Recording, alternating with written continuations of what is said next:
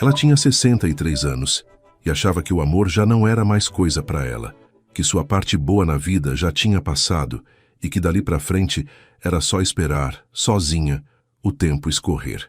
Naquela tarde no portão de casa, com a voz tremendo, ela olhou para aquele homem 20 anos mais novo e disse a verdade que doía. Eu já passei da idade pro amor, meu filho, ainda mais para um homem como o senhor. O senhor merece uma mulher nova, não uma coroa que já tá com um pé na cova. Mas o vaqueiro não foi embora. Ele deu um passo à frente, segurou o rosto dela com aquelas mãos calejadas, olhou fundo nos olhos dela e disse uma coisa que ela não ouvia há 5 anos. A senhora não passou da idade de nada, dona Cândida. A senhora é perfeita. Como é que uma viúva que tinha desistido da vida foi reencontrar o amor no lugar mais improvável do sertão? A história começa com uma cabra desgarrada, um tacho de cobre esquecido e uma xícara de café para uma pessoa só. O cheiro do café requentado ainda pairava na cozinha quando Dona Cândida parou diante da xícara única, sozinha em cima da mesa de fórmica, e sentiu os 63 anos caírem de uma vez sobre os seus ombros. Não era o vazio da casa que doía mais, era ter esquecido o som da própria risada. 5 anos. Fazia 5 anos que ela não gargalhava de verdade, daquela risada solta que um dia fez a Serra do Angico inteira sorrir junto. Coou o café como quem cumpre uma sina, mediu uma colher de açúcar rasa e nem se deu ao trabalho de esquentar a caneca com água antes, como Zé Firmo gostava. Zé Firmo não estava mais ali para reclamar do café frio, não estava mais ali para nada. Ela levantou os olhos e encontrou, pendurado na parede caiada, o velho tacho de cobre. Estava encardido, tomado por uma película baça de tempo e abandono, e mesmo assim devolvia um reflexo torto, o de uma mulher de cabelo preso num coque frouxo, com os cantos da boca virados para baixo, que ela mal reconhecia como sendo ela mesma. Aquele tacho já tinha fervido rios de doce de leite. Já tinha perfumado a rua inteira nas manhãs de sábado, quando a vizinhança passava só para sentir o cheiro e sair de lá com um pote de vidro cheio até a boca. Agora era só enfeite. Um enfeite frio de uma vida que ela achava que tinha ficado para trás. Lá fora, o sertão acordava do jeito de sempre, indiferente à tristeza de quem quer que fosse. O sol subia por cima da caatinga cinzenta. Um galo cantava atrasado no quintal do seu Zezinho, e o cheiro de terra ainda guardava a lembrança da última chuva, que já ia longe. Uma cabra balia em algum lugar. Uma bicicleta rangia na estrada de barro. O mundo seguia cheio, movimentado, vivo, e ela ali dentro, encolhida no seu canto de silêncio, sentindo-se do lado de fora de tudo. Bebeu o café em 3 goles, sem gosto, e lavou a xícara. Uma xícara só. Sempre uma xícara só. Antes de continuar, me conta nos comentários de que cidade você está assistindo. Adoro saber até onde essas histórias chegam. Dona Cândida secou as mãos no pano de prato e olhou pela janela da cozinha. Do outro lado da rua de terra, a vida acontecia sem ela. Dona Lió varria a calçada gritando com o neto. O carro de som passava anunciando a feira de sábado e a chegada de melancia fresca. Um casal de namorados novos de mãos dadas atravessava a praça rindo de alguma bobagem e ela desviou o olhar depressa, como se aquilo fosse uma coisa que não lhe pertencesse mais, uma língua que ela um dia falou e agora tinha esquecido. Amor era coisa de gente nova, coisa de quem ainda tinha vida pela frente. Ela já tinha vivido a parte boa da dela, casara, amara, fora feliz, e agora só restava esperar, com dignidade, o resto dos dias passarem. Foi até o quintal alimentar as galinhas, jogando o milho num arco largo, enquanto os bichos se atropelavam aos seus pés. Sentiu o sol morno nas costas e, por um instante só, fechou os olhos. Naquele instante, era possível fingir que Zé Firmo ainda estava lá dentro, tossindo o cigarro de palha, chamando por ela com aquela voz rouca de quem passou a vida no meio do gado. Cândida, cadê meu café, mulher? Ela quase respondeu em voz alta, mas abriu os olhos e só havia as galinhas, o mandacaru florido no canto do muro e o silêncio grande do sertão. Engoliu o choro. Ela não chorava mais. Tinha decidido que chorar era um luxo que cansava, e ela já estava cansada demais. Voltou para dentro. Arrumou a cama de casal onde agora dormia atravessada no meio, ocupando o vazio dos 2 lados. Passou o pano no chão de cimento queimado, tirou o pó dos poucos retratos na estante, o do casamento, o dos filhos pequenos, o de Zé Firmo montado no cavalo baio, sorrindo daquele jeito torto que ela amava. Os filhos estavam longe agora. 2 moças casadas em Feira de Santana e o caçula, Damião, que tinha ido tentar a vida em São Paulo e telefonava a cada 15 dias, sempre com pressa, sempre com o barulho da cidade grande atrás da voz. Tá tudo bem, mãe? Tá tudo bem, meu filho. Era sempre assim. E era mentira dos 2 lados. Uma mentira gentil que os 2 fingiam acreditar. Na hora do almoço, cozinhou um feijão de corda com um pedaço de charque, arroz e uma farofa de ovo. Tudo na medida exata de uma pessoa. Comeu em pé, encostada na pia, olhando o quintal pela porta aberta. Sentar-se à mesa sozinha era pior. A cadeira vazia na frente doía como um dente estragado. De pé era mais rápido. De pé, ela podia fingir que estava só de passagem, que a vida de verdade ia começar dali a pouco. Lavou a louça, guardou o resto do feijão numa vasilha e sentou-se na cadeira de balanço da varanda para deixar a tarde passar, como fazia todos os dias, balançando devagar, indo e voltando, como um relógio que já não marcava mais nenhuma hora importante. Foi então que ela ouviu um berro de cabra, muito perto, vindo do seu próprio quintal, e logo em seguida o barulho de madeira quebrando, a cerca dos fundos cedendo com um estalo seco. Dona Cândida se levantou de um pulo, mais rápido do que imaginava que ainda conseguia, e foi ver o estrago. Uma cabra malhada, gorda, de tetas cheias, tinha derrubado uma parte da cerca velha e agora comia com gosto o pé de coentro que ela plantava havia meses. Ei, sai daí, bicho danado! Ela agitou o pano de prato, mas a cabra nem se abalou, mastigando o coentro com aquela cara de deboche que só cabra tem. E Cândida, no meio da irritação, sentiu uma coisa estranha, quase esquecida, subir pelo peito. Vontade de rir. Só que antes que ela pudesse entender aquilo, uma voz de homem chamou do outro lado da cerca caída. "Ô de casa. Desculpe, senhora." A malhada fugiu de novo. Ela tem um faro para encrenca. Dona Cândida virou-se e viu, parado ali no vão da cerca quebrada, um homem que ela nunca tinha visto na vida. Alto, de ombros largos, pele queimada de sol, com um chapéu de couro na cabeça e um sorriso encabulado no rosto. Era mais novo, bem mais novo do que ela, e havia nele aquele jeito de vaqueiro de verdade, do homem que trabalha de sol a sol no meio do mato. Ele tirou o chapéu na hora, num gesto de respeito antigo, e Cândida percebeu que estava sem jeito, de pano de prato na mão, o coração batendo depressa por causa do susto. Só do susto, ela disse para si mesma. Só do susto. Ela não respondeu logo. Deixou que o silêncio falasse primeiro, medindo o homem com aquele olhar desconfiado de quem já levou muito tombo da vida. Ele continuou, sem baixar os olhos, mas sem invadir. "Sou Aprígio. Cheguei faz 1 mês para trabalhar na fazenda do seu Coriolano, ali na subida da serra. Essa daí é uma das minhas cabras. Prometo que conserto a sua cerca hoje mesmo antes do sol descer. E a senhora me desculpe o transtorno, viu? O coentro eu reponho também." "Não precisa," ela disse, seca. "É só coentro." Mas o homem já tinha entrado no quintal, com licença pedida por um gesto de cabeça, e recolhia a cabra pela corda que trazia no ombro. Amarrou o bicho num tronco, e sem esperar nem 2 minutos, já estava ajoelhado diante da cerca caída, examinando as ripas podres com as mãos calejadas. "Essa madeira aqui já estava para ir faz tempo, dona. Cupim comeu tudo por dentro. A senhora tem uma marreta aí ou um martelo?" Cândida ficou parada, sem saber o que fazer. Fazia 5 anos que um homem não pisava no seu quintal com intenção de consertar alguma coisa.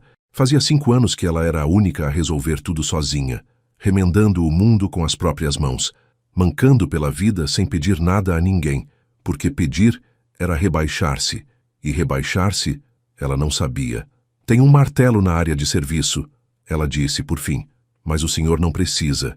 Eu chamo o marido da dona Lió para dar um jeito depois." Aprígio levantou os olhos e sorriu de novo, um sorriso franco, sem malícia nenhuma. "A cabra foi minha, dona. A cerca eu conserto. Não ia dormir tranquilo sabendo que deixei a casa da senhora aberta para o mundo." E havia naquilo uma firmeza tão simples, tão honesta, que Cândida não teve como recusar. Foi buscar o martelo, os pregos velhos numa lata de goiabada e ficou observando enquanto o homem trabalhava. Ele mediu, cortou, encaixou. As mãos sabiam o que faziam, e o corpo dele, curvado sobre a madeira, Tinha uma força tranquila que ela não via havia tanto tempo que quase esqueceu que existia. Desviou os olhos, envergonhada do próprio pensamento. 63 anos, murmurou para si mesma. Deixa de ser boba, Cândida. Enquanto martelava, Aprígio conversava do jeito de quem não gosta de silêncio. Contou que era de Petrolina, que ficara viúvo havia 3 anos, que não tinha filhos, que viera para a Serra do Angico atrás de trabalho e de um lugar novo para respirar. Falava do sertão, do gado, do preço da rapadura na feira. E, sem perceber, foi arrancando de Cândida umas respostas curtas, um é aqui, um pois é ali, até que num descuido ela riu de uma coisa que ele disse sobre a teimosia da cabra malhada. Riu baixinho, quase sem querer, e assustou-se com o próprio som. Aprígio parou o martelo no ar, olhou para ela, e sorriu ainda mais largo, como quem acabou de ver uma coisa rara. Foi aí que ele reparou, pela porta aberta da cozinha, pendurado na parede, o velho tacho de cobre. Aprígio semicerrou os olhos, examinando o objeto de longe, e algo se acendeu no rosto dele. Aquilo ali é um tacho de doce, dona? Tacho de cobre daqueles antigos? Cândida seguiu o olhar dele e sentiu o peito apertar. Era, respondeu. Faz tempo que não faço mais doce. E na palavra era, havia um mundo inteiro de coisas não ditas. Um caixão, um tacho apagado, um caderno guardado, uma mulher que se convencera de que a parte boa da vida dela já tinha acontecido e não voltaria nunca mais. Naquela noite, depois que Aprígio foi embora, a cerca firme, a cabra levada, um boa noite, dona, e obrigado pela paciência, dito com o chapéu na mão, Dona Cândida não conseguiu dormir logo. Ficou deitada no meio da cama grande, olhando o teto, ouvindo os grilos lá fora. Tinha uma coisa incomodando dentro dela, uma coisa que ela não sabia nomear.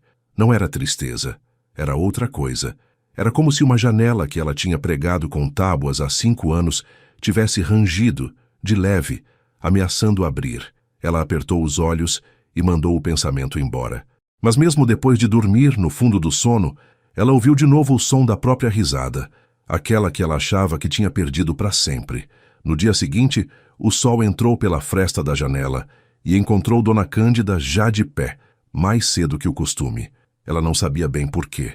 Fez o café, uma xícara só, como sempre, mas dessa vez esquentou a água antes, sem nem perceber que estava fazendo do jeito de Zé Firmo. Sentou-se na varanda e, no lugar de balançar a tarde inteira olhando o nada, pegou-se olhando para a cerca nova dos fundos, firme e reta contra o quintal. Uma cerca consertada por mãos de estranho. Um estranho que tinha rido junto com ela. Balançou a cabeça, como quem espanta uma mosca teimosa, e foi cuidar da casa. Mas a casa, naquele dia, parecia diferente. Ou melhor, ela parecia diferente dentro da casa. Passou pela estante e parou diante do retrato do casamento. Ela e Zé Firmo, novinhos, ele de terno emprestado, ela de vestido branco costurado pela própria mãe, os dois com aquela cara de susto e felicidade que todo noivo tem. Pegou o porta-retrato, limpou o vidro com a barra do avental e ficou olhando por um tempo longo. 5 anos, Zé, ela disse baixinho, como se ele pudesse ouvir. 5 anos que tu me deixou aqui sozinha nesse mundo. E não era uma acusação, era só um cansaço. Um cansaço de carregar sozinha um mundo que antes eram 2 para carregar. Foi até o quarto e abriu a última gaveta da cômoda, aquela que ela quase nunca abria.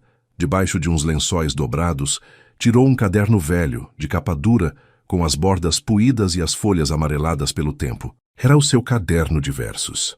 O caderno onde, por 30 anos, ela anotou os cordéis que inventava, histórias rimadas de amor e de saudade, de milagre e de festa, que ela cantava nas noites de São João com uma viola emprestada e a Serra do Angico inteira em volta, batendo palma.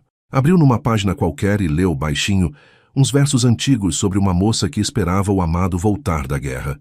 A letra era firme, redonda, cheia de vida, a letra de uma mulher que acreditava em coisas.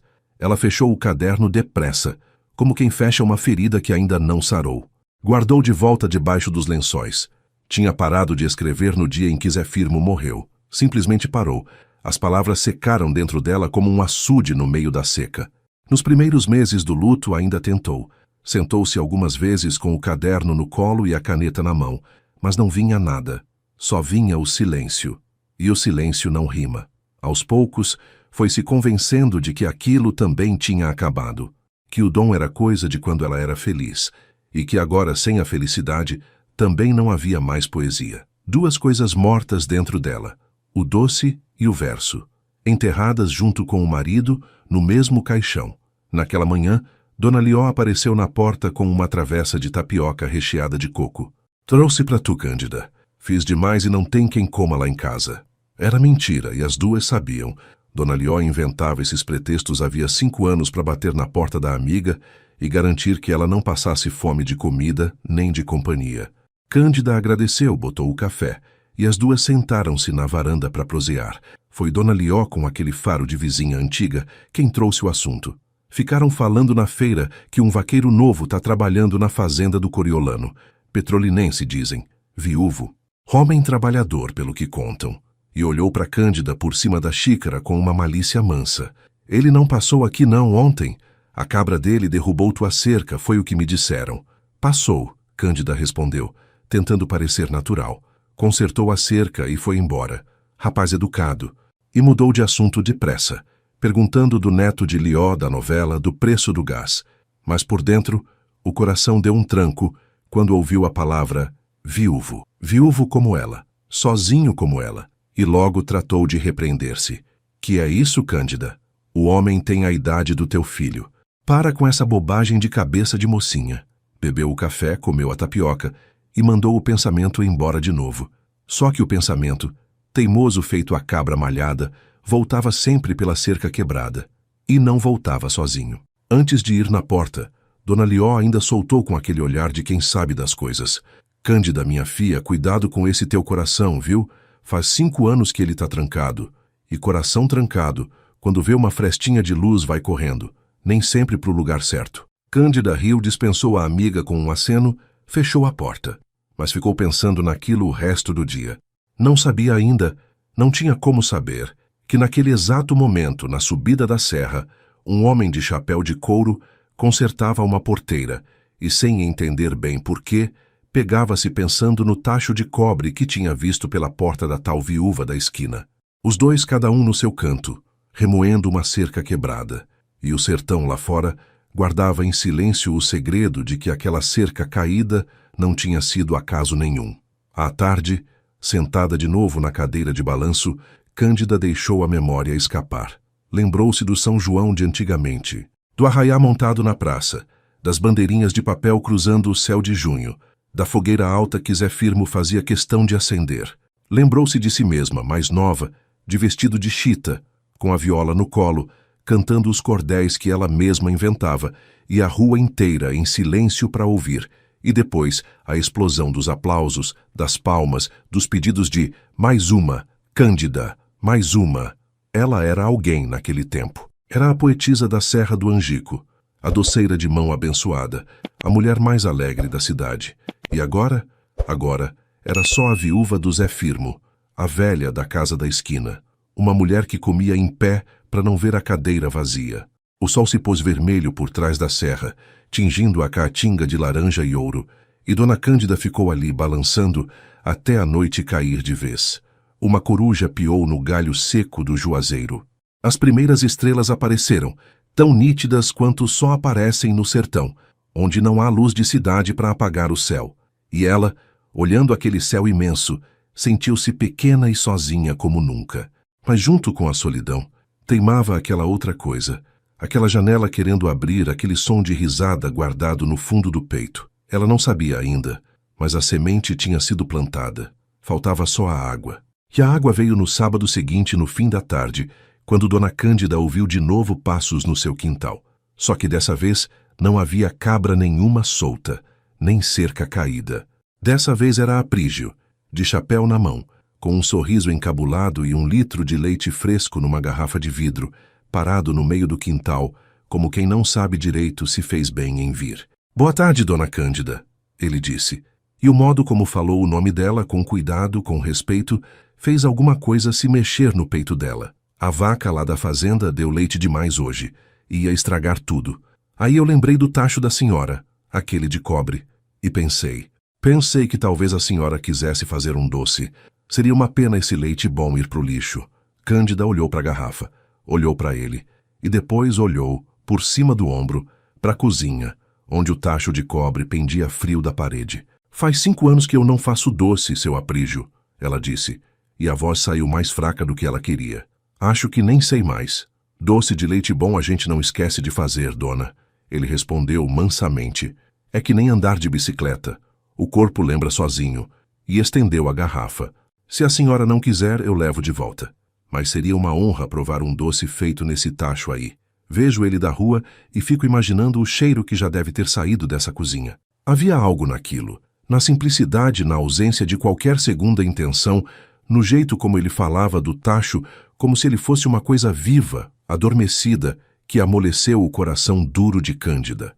Ela pegou a garrafa, sentiu o vidro morno do leite fresco nas mãos, e sem entender direito o que estava fazendo, ouviu a própria voz dizer: Entra então, se quer doce vai ter que ajudar a mexer. Sozinha eu não dou conta de tacho grande.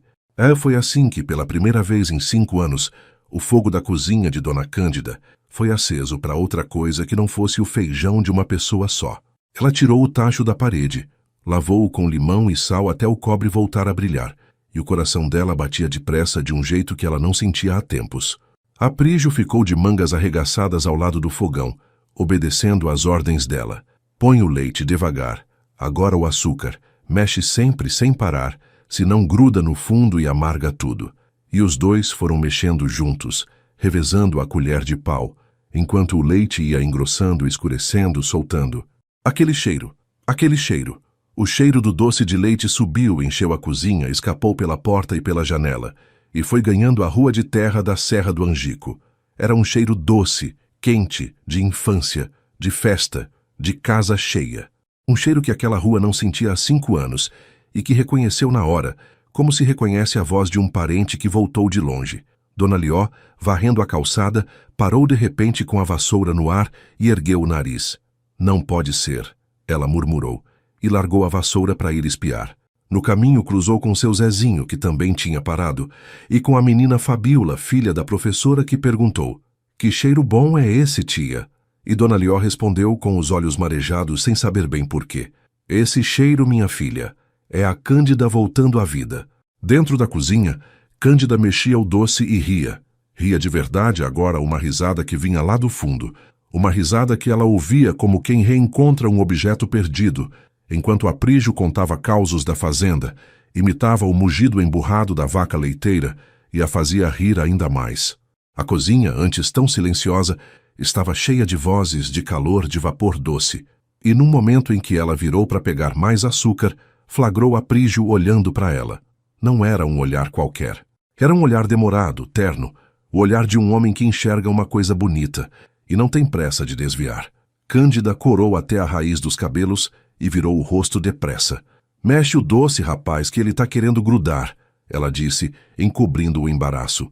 Mas por dentro, a janela pregada com tábuas rangeu forte e uma réstia de luz entrou. Quando o doce ficou pronto, no ponto certo, aquele em que a colher risca o fundo do tacho e o rastro demora a fechar, Cândida encheu 2 pratos fundos e os dois sentaram-se à mesa da cozinha, um de frente para o outro. A cadeira que fazia 5 anos ficava vazia. Agora tinha alguém. E Cândida, tomando a primeira colherada do próprio doce, sentiu o sabor explodir na boca. Doce, amanteigado, com aquele fundinho de queimado que era o segredo dela. E os olhos se encheram d'água. Não de tristeza, de espanto. Ela ainda sabia. As mãos dela ainda sabiam. A parte boa da vida, afinal, talvez não estivesse toda no passado. Enquanto comiam, o barulho da rua ia se aquietando lá fora. Uma última bicicleta passou rangendo. Um cachorro latiu ao longe e calou. E dentro da cozinha morna, com o cheiro doce ainda pairando no ar e o tacho esfriando devagar no fogão, criou-se aquele silêncio bom que só existe entre gente que se sente à vontade. Um silêncio que não incomoda, que não pesa, que apenas acompanha. Cândida raspava o fundo do prato com a colher sem pressa, aproveitando cada resto de doce, e reparou que fazia 5 anos que ela não comia devagar. Comer devagar era coisa de quem tem companhia, coisa de quem não está com pressa de acabar logo para fugir da cadeira vazia. E foi então que Aprígio ficou mais quieto, pousou a colher, Olhou para o fundo do prato como se lá estivesse escrito o que ele ia dizer, e contou com a voz baixa e pausada a sua própria história. Contou de Iracema, a esposa que perdera 3 anos antes, para uma doença ruim que veio depressa e levou depressa, sem dar tempo nem de se despedir direito. Contou do silêncio que ficou na casa deles em Petrolina, um silêncio tão grande e tão pesado que ele não aguentou morar mais lá, e vendeu tudo o que pôde, botou o resto numa mala velha e saiu mundo afora só para não ouvir mais aquele nada. Contou de como passou a comer em pé, encostado na pia, para não ver a cadeira vazia da mulher. E Cândida, ao ouvir aquilo, sentiu o coração se apertar de um jeito diferente, porque era exatamente o que ela fazia, comer em pé. Os dois, cada um no seu canto de sertão, escondendo a mesma dor do mesmo jeito. Eu sei bem o que é isso, ela disse, e a mão dela, sem que ela mandasse, cobriu de leve a mão calejada dele em cima da mesa. Foi um segundo só, depois recolheu, envergonhada. Mas o segundo bastou para dizer tudo. Aprígio foi embora quando a lua já estava alta, levando um pote de doce de presente, e o coração mais leve do que trouxe. E Dona Cândida, sozinha de novo na cozinha, lavou os 2 pratos, 2, dessa vez, e ficou olhando o tacho de cobre, agora limpo e brilhante, pendurado de volta na parede. Ele já não parecia frio, parecia adormecido apenas esperando o próximo fogo. Ela passou a ponta dos dedos na superfície morna e sorriu sozinha, um sorriso meio bobo, meio assustado. O que é que está acontecendo comigo, meu Deus? Murmurou, e não soube responder. Mas dormiu naquela noite do lado dela da cama, não mais atravessada no meio, do lado dela, deixando o outro lado livre, sem saber ainda para quê ou para quem. Dona Lió não deixou barato. Na manhã seguinte, apareceu cedo, com a desculpa de sempre e a curiosidade de nunca. Sentou-se na varanda, tomou o café e foi direto ao ponto, com aquela franqueza que só as amizades de 30 anos permitem. Cândida, minha filha, eu vou falar uma coisa e tu não vai brigar comigo. Aquele vaqueiro tá te rondando e tu tá gostando. Não adianta negar que eu te conheço desde menina. Cândida abriu a boca para protestar, mas Lió levantou a mão. Deixa eu terminar. Ele é um bom rapaz, disso ninguém duvida. Mas Cândida, o povo vai falar. Ele tem a idade do teu Damião, 20 anos de diferença, no mínimo. A cidade não vai entender, vão dizer coisa. Tu sabe como é aqui. E ali, na varanda, sob o sol da manhã, a alegria nova que tinha nascido em Cândida encontrou pela primeira vez o seu inimigo, o medo. O medo do que iam dizer, o medo de ser ridícula, de ser motivo de piada na feira, a velha que se iludiu com um homem que podia ser seu filho. Ela baixou os olhos para a xícara. Não tem nada disso, Lió, ela mentiu. É só um vizinho gentil. Fez um doce comigo, só isso. Deixa de inventar. Mas a mentira tinha um gosto amargo na boca, pior que café frio. Porque tinha, sim, tinha alguma coisa. E o pior é que ela queria que tivesse. E querer naquela idade, com aquela diferença, parecia a ela o maior dos absurdos e o mais bonito dos sonhos, tudo ao mesmo tempo. As semanas seguintes passaram numa dança estranha, cheia de idas e vindas do coração. Aprígio arranjava sempre um pretexto para aparecer. Um dia era um cacho de banana da roça da fazenda. Outro era para ver se a cerca estava aguentando firme. Outro era só para dar um boa tarde na volta do serviço, parado no portão, de chapéu na mão, prosa vai, prosa vem.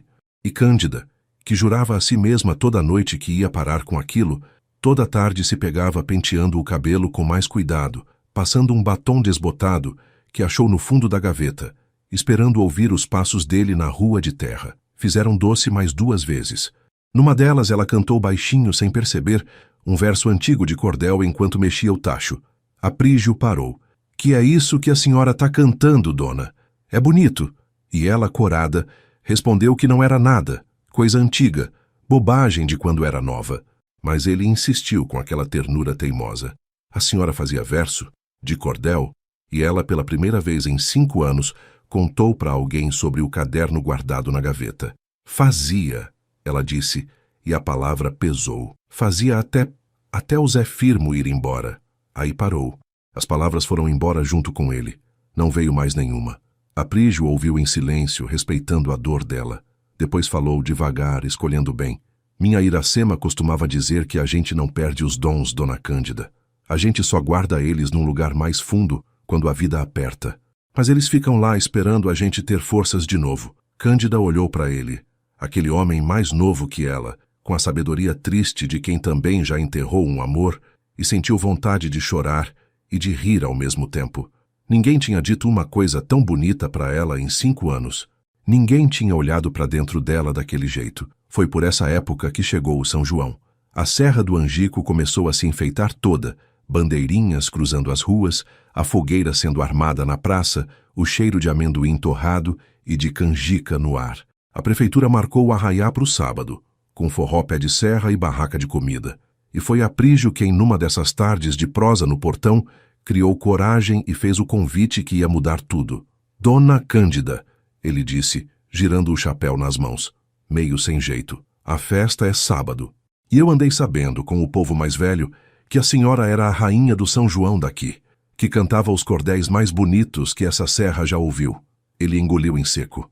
Eu queria muito que a senhora voltasse a cantar, e queria muito poder ir com a senhora, se a senhora deixar. O silêncio que veio depois foi tão comprido que Aprígio quase se arrependeu de ter falado. Cândida ficou parada, com a mão apertando a barra do avental, o coração num tumulto.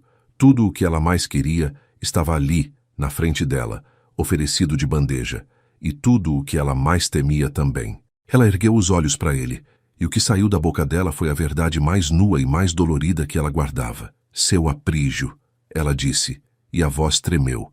O senhor é um homem bom, bom demais, e eu não vou fingir que não sei o que está acontecendo aqui, porque eu não sou boba, apesar da idade. Mas é isso não, a idade. Eu tenho 63 anos, o senhor tem 43, o senhor tem a idade do meu filho mais novo. Os olhos dela encheram d'água. Eu já passei da idade pro amor, meu filho. Ainda mais para um homem como o senhor, que ainda tem a vida inteira pela frente. O senhor merece uma mulher nova, que possa te dar filho, te acompanhar até velho. Não uma coroa que já tá com um pé na cova. As palavras saíram e ficaram flutuando no ar quente da tarde, cruéis com ela mesma. Cândida baixou a cabeça, envergonhada, esperando que ele concordasse, que dissesse: a senhora tem razão, que fosse embora e a deixasse de volta na sua solidão segura, onde ninguém podia machucá-la, porque ela já tinha se machucado sozinha de antemão. Mas Aprígio não foi embora. Aprígio deu um passo para frente, atravessou o portão e fez uma coisa que ela não esperava. Botou a mão de leve no queixo dela e ergueu o rosto dela para que ela olhasse dentro dos olhos dele. E os olhos dele estavam cheios d'água também, mas firmes, tão firmes. Dona Cândida, ele disse com a voz baixa e rouca de emoção, a senhora está muito enganada. Deixa eu falar uma coisa e a senhora escuta até o fim. Ele respirou fundo e a mão dele tremia de leve no queixo dela. Eu não vim aqui procurar mãe. Eu já tive mãe, Deus a tenha, mulher santa que me criou sozinha. E eu não vim procurar enfermeira, nem cozinheira, nem coroa nenhuma para me sustentar, que disso o povo já anda falando e eu escuto, viu? Escuto e não ligo. Eu vim procurar a senhora. A mulher que ri daquele jeito solto quando a cabra faz arte. A mulher que faz o doce mais gostoso desse sertão inteiro. A mulher que escreve verso bonito e canta, que faz a rua calar para ouvir. A voz dele falhou. Eu não estou enxergando idade quando eu olho para a senhora. Idade é número, dona. Eu estou enxergando a coisa mais viva que eu vi desde que a minha Iracema se foi. Faz 3 anos que eu estou morto por dentro. E a senhora, sem saber, me trouxe de volta. Uma lágrima escorreu pelo rosto queimado dele, e ele nem se deu ao trabalho de enxugar. A senhora não passou da idade de nada, dona Cândida. A senhora é perfeita. Perfeita do jeito que a senhora é, com esses cabelos, com essas rugas que são de tanto sorriso e tanto choro, com essa vida toda que a senhora carrega. E se o povo quiser falar, que fale até cansar. Eu não tô nem aí pro povo. Eu tô aqui pra senhora. Só pra senhora. Dona Cândida chorou. Chorou pela primeira vez em muito tempo, mas não era o choro seco e cansado do luto. Era um choro que lavava, que soltava, que abria a janela pregada de par em par e deixava o sol de junho entrar de vez. Chorou e riu ao mesmo tempo, com a mão de Aprígio quente no seu rosto, e por fim, com a voz embargada, ela disse a única coisa que restava dizer, a coisa que ela vinha segurando há semanas, há meses, há 5 anos inteiros. Então tá bom, seu teimoso, ela sussurrou, entre risada e lágrima. Então tá bom, eu vou. Eu vou pra festa com o senhor e vou cantar. Mas se o povo rir da minha cara, a culpa é toda sua. Raia Prígio riu aquela risada larga e franca, e abraçou-a ali no portão à vista de quem quisesse ver, e Dona Lió, espiando de longe da sua calçada, botou a mão na boca e chorou de alegria pela amiga, sussurrando pro vento. Até que enfim, minha filha, até que enfim. Chegou o sábado do arraiá. A praça da Serra do Angico estava um brinco, bandeirinhas coloridas balançando ao vento morno da noite, a fogueira estalando alta e alaranjada, cuspindo faíscas pro céu escuro, o sanfoneiro puxando um shot no palanque de madeira enquanto o zabumbeiro marcava o compasso. Cheiro de milho cozido escapando das panelas, de canjica engrossando no fogo, de amendoim torrando na chapa, de quentão fumegando com cravo e canela. Casais rodopiavam na quadrilha. Meninos corriam entre as pernas dos adultos empunhando fogos de estalo, e as velhas sentavam-se nos bancos da praça, de leque na mão, comentando tudo e todos. A cidade inteira tinha saído de casa, e no meio daquela multidão corria de boca em boca o assunto da vez. Era verdade que Dona Cândida, a viúva do Zé Firmo, estava chegando de braço dado com o vaqueiro novo, um rapaz 20 anos mais moço que ela. Uns achavam bonito, outros torciam o nariz. Coisa mais sem futuro, disse uma comadre para outra atrás do leque. Homem novo daquele com uma coroa só pode ter interesse. Deve estar de olho na casinha dela. E as línguas afiavam-se como sempre afiam no sertão pequeno, onde a vida do outro é o passatempo predileto. Mas quando Dona Cândida chegou, de vestido de chita florido, o cabelo enfeitado com uma flor de mandacaru, o rosto iluminado por dentro, de braço dado com a Prígio que trajava sua melhor camisa e o chapéu de couro engraxado, quando os dois chegaram assim, de cabeça erguida, sem esconder nada de ninguém, um silêncio caiu sobre a praça. E nesse silêncio o que as pessoas viram não foi uma velha ridícula com um rapaz interesseiro. O que elas viram foi uma mulher bonita, radiante, de olhos brilhando, ao lado de um homem que a olhava com um orgulho e uma ternura que não se fingem. Viram, na verdade, uma coisa que quase ninguém ali tinha na própria vida. Viram gente feliz. E a felicidade verdadeira, quando aparece, cala até a língua mais afiada. Foi Dona Lió quem quebrou o silêncio, indo na frente de todos abraçar a amiga alto e forte, para que todo mundo visse de que lado ela estava. Tá linda, Cândida, tá um arraso. E o gesto de Lió foi como uma senha. Aos poucos os vizinhos foram chegando, cumprimentando, e a estranheza foi cedendo lugar à curiosidade, e a curiosidade à alegria, porque a Serra do Angico não tinha esquecido quem Cândida um dia foi. E quando o sanfoneiro, avisado por Lió, parou o forró e anunciou no microfone: "Minha gente, temos uma surpresa. Depois de 5 anos calada, a nossa poetisa Dona Cândida vai voltar a cantar os cordéis dela pra gente." A praça inteira explodiu em palmas, antes mesmo dela subir no palanque. Cândida subiu tremendo. As pernas fraquejavam, e ela agarrou-se ao corrimão do palanque de madeira, pegou a viola emprestada, ajeitou-se no banquinho, e por um instante o medo quase a venceu. A praça cheia, a fogueira crepitando, todos os olhos nela, o coração aos pulos dentro do peito. Por um segundo ela pensou em desistir, em descer correndo, em fugir de volta para a segurança do seu silêncio. Mas ela procurou a Prígio na multidão e o encontrou logo ali na frente, de chapéu na mão, olhando para ela com aquele olhar que dizia, sem precisar de palavra nenhuma: "Pode ir, minha flor. Eu tô aqui. Eu não saio daqui." E ela respirou fundo. Sentiu o cheiro da fogueira e da canjica no ar. Fechou os olhos por um instante e, quando abriu, dedilhou as primeiras notas na viola. O sanfoneiro calou. O zabumbeiro parou a baqueta no ar. A praça inteira fez silêncio. E ela começou. Cantou um cordel novo. Um que ela tinha escrito na noite anterior, sem conseguir dormir, quando as palavras finalmente voltaram todas de uma vez, transbordando, depois de 5 anos represadas. Era essa história de uma flor do mandacaru que só floresce uma vez ao ano numa única noite, e que muita gente achava que já não florescia mais, até que uma noite, quando ninguém esperava, ela abriu, mais bonita do que nunca, provando que flor não tem hora certa para desabrochar, que cada uma abre no seu tempo, e que a que demora mais às vezes é a que floresce mais bonito. A praça inteira entendeu a metáfora, e a praça inteira se emocionou. Quando Cândida cantou o último verso: "Quem disse que a flor tardia não merece o seu luar? O Mandacaru me ensina que amor não tem hora para chegar." Não havia um olho seco na serra do Angico. Dona Lió chorava abraçada ao marido. As comadres que tinham torcido o nariz agora enxugavam as lágrimas com o leque. E Aprígio, na frente do palanque, chorava sem vergonha nenhuma, batendo palma com força, gritando o nome dela no meio dos aplausos que não paravam mais. "Cândida, Cândida!" E ela lá em cima, radiante, chorando e rindo, sentiu-se enfim, depois de 5 anos, inteira de novo. Viva de novo.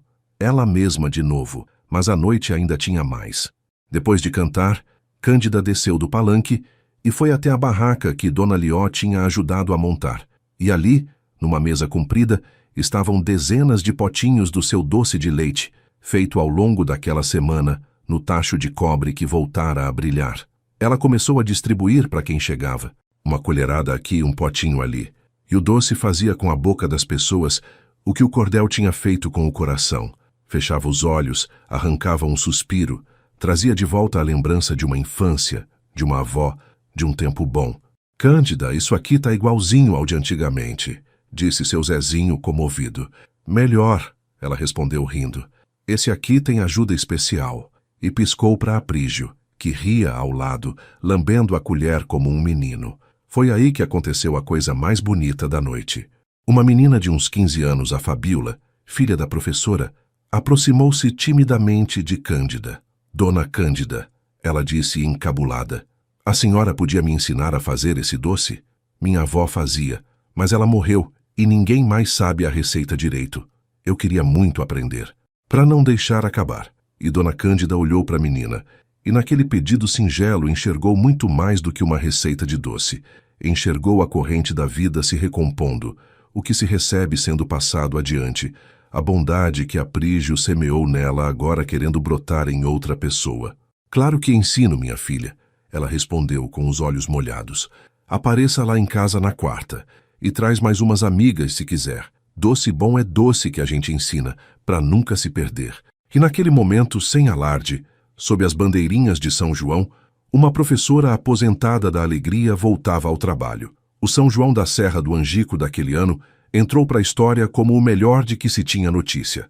E entrou não por causa da fogueira, nem do forró, nem da comida, mas porque foi a noite em que a cidade reaprendeu, junto com Dona Cândida, uma coisa que andava esquecendo, que a felicidade dos outros, quando é verdadeira, não tira nada da gente, só aumenta.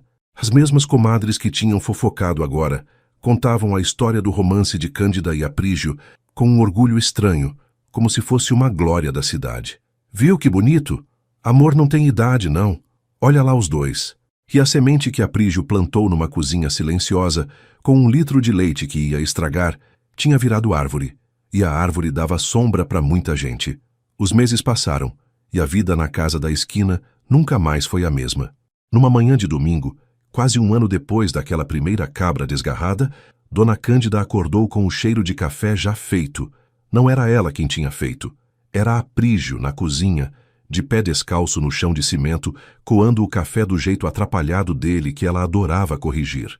Ela ficou parada no vão da porta, olhando aquele homem na sua cozinha, e sentiu o peito tão cheio que quase transbordou. A mesma cozinha, o mesmo café, mas agora havia 2 xícaras em cima da mesa de fórmica. 2. E na parede, o tacho de cobre brilhava ainda morno do doce que os dois tinham feito na véspera para vender na feira, porque agora Cândida vendia doce de novo e não dava conta de tanta encomenda. "Bom dia, minha flor de Mandacaru", disse Aprígio, virando-se com as 2 xícaras nas mãos. E ela riu, daquela risada solta que um dia achou perdida para sempre e que agora era a trilha sonora dos seus dias.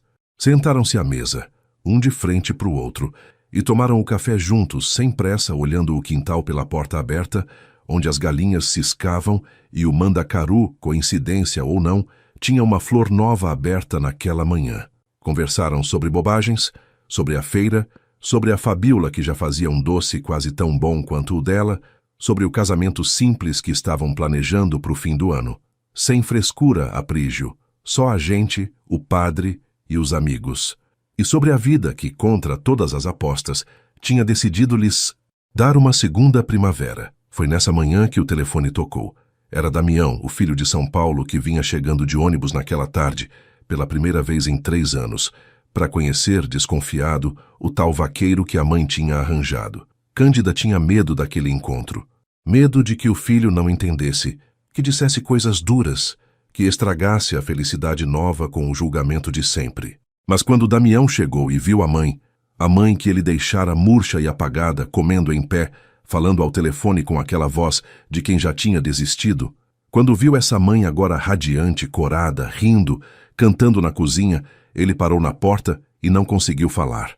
Levou um tempo para reconhecer naquela mulher viva a mulher triste que ele guardava na memória, e os olhos dele encheram d'água, porque no fundo, o que todo filho quer é ver a mãe feliz. Só isso.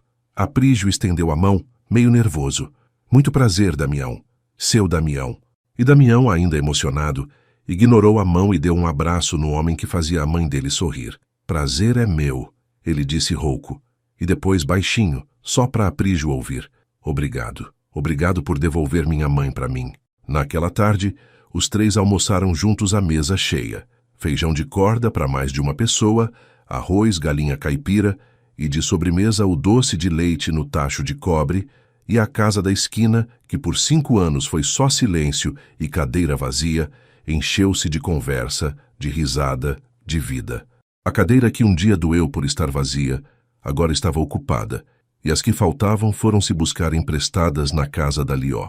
E quando a tarde caiu, vermelha por trás da serra, tingindo a caatinga de ouro como em toda a tarde de sertão, Dona Cândida saiu para a varanda e sentou-se na velha cadeira de balanço. Só que dessa vez não estava sozinha. Aprígio sentou no degrau ao lado dela, encostou a cabeça no joelho dela e os 2 ficaram ali calados, balançando devagar, vendo o sol se pôr. Ela passou a mão no cabelo dele, grisalho já nas têmporas apesar da idade, e pensou em tudo. Nos 5 anos de escuridão, na xícara única, no tacho frio, na certeza que ela tinha de que a parte boa da vida já tinha passado, e pensou em como estava enganada, em como a vida teimosa e generosa tinha guardado o melhor capítulo para o final, quando ela já nem esperava mais. Sabe de uma coisa, Aprígio? Ela disse com a voz mansa, olhando o céu que começava a se encher de estrelas. Eu passei 5 anos achando que amor era coisa que já tinha acabado para mim, que eu tinha nascido, casado, sido feliz e pronto, minha cota estava paga, que dali para frente era só esperar a hora de ir. Ela sorriu, e uma lágrima solitária escorreu, mas era lágrima boa. Aí tu apareceu com aquela cabra danada, derrubando minha cerca, e me ensinou uma coisa que eu tinha esquecido. Aprígio ergueu o rosto para olhar para ela. Que coisa, minha flor. E Cândida, a poetisa da Serra do Angico, a doceira de mão abençoada, a mulher que voltou à vida, respondeu com a simplicidade de quem finalmente entende que a gente não passa da idade para o amor. A gente só passa da idade para ter medo dele. Coração não tem certidão de nascimento, meu bem. Coração só tem vontade de ser feliz, e essa não vence nunca. O sol terminou de se pôr. As estrelas do sertão acenderam-se todas, milhares delas, nítidas como só no sertão. E lá dentro da casa, na parede da cozinha, o tacho de cobre brilhava no escuro, refletindo agora não mais uma mulher triste que não se reconhecia, mas a luz de uma casa cheia, de uma mesa farta, de 2 corações que provaram, contra tudo o que o mundo dizia, que nunca, nunca mesmo, é tarde demais para florescer. Se essa história tocou seu coração de alguma forma, escreve uma única palavra nos comentários: florescer. Quero saber quantas pessoas essa história alcançou hoje.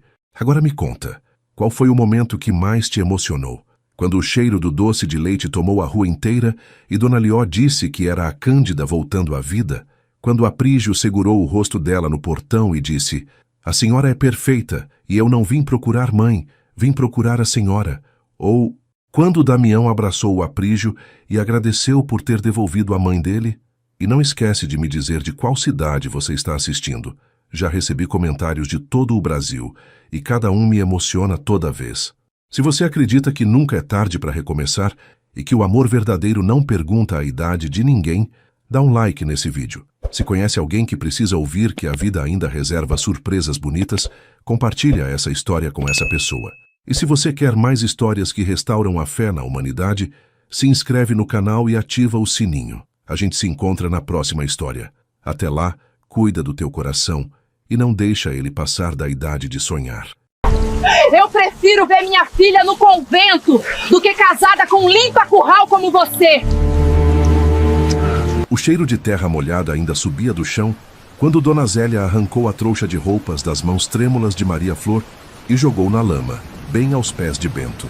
A chuva caía grossa naquela tarde de outubro e todos os trabalhadores da fazenda Girassol tinham parado o que estavam fazendo para assistir àquilo.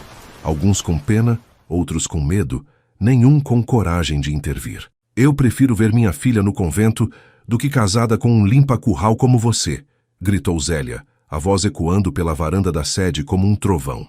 Pegue suas coisas e suma da minha propriedade antes que eu chame a polícia.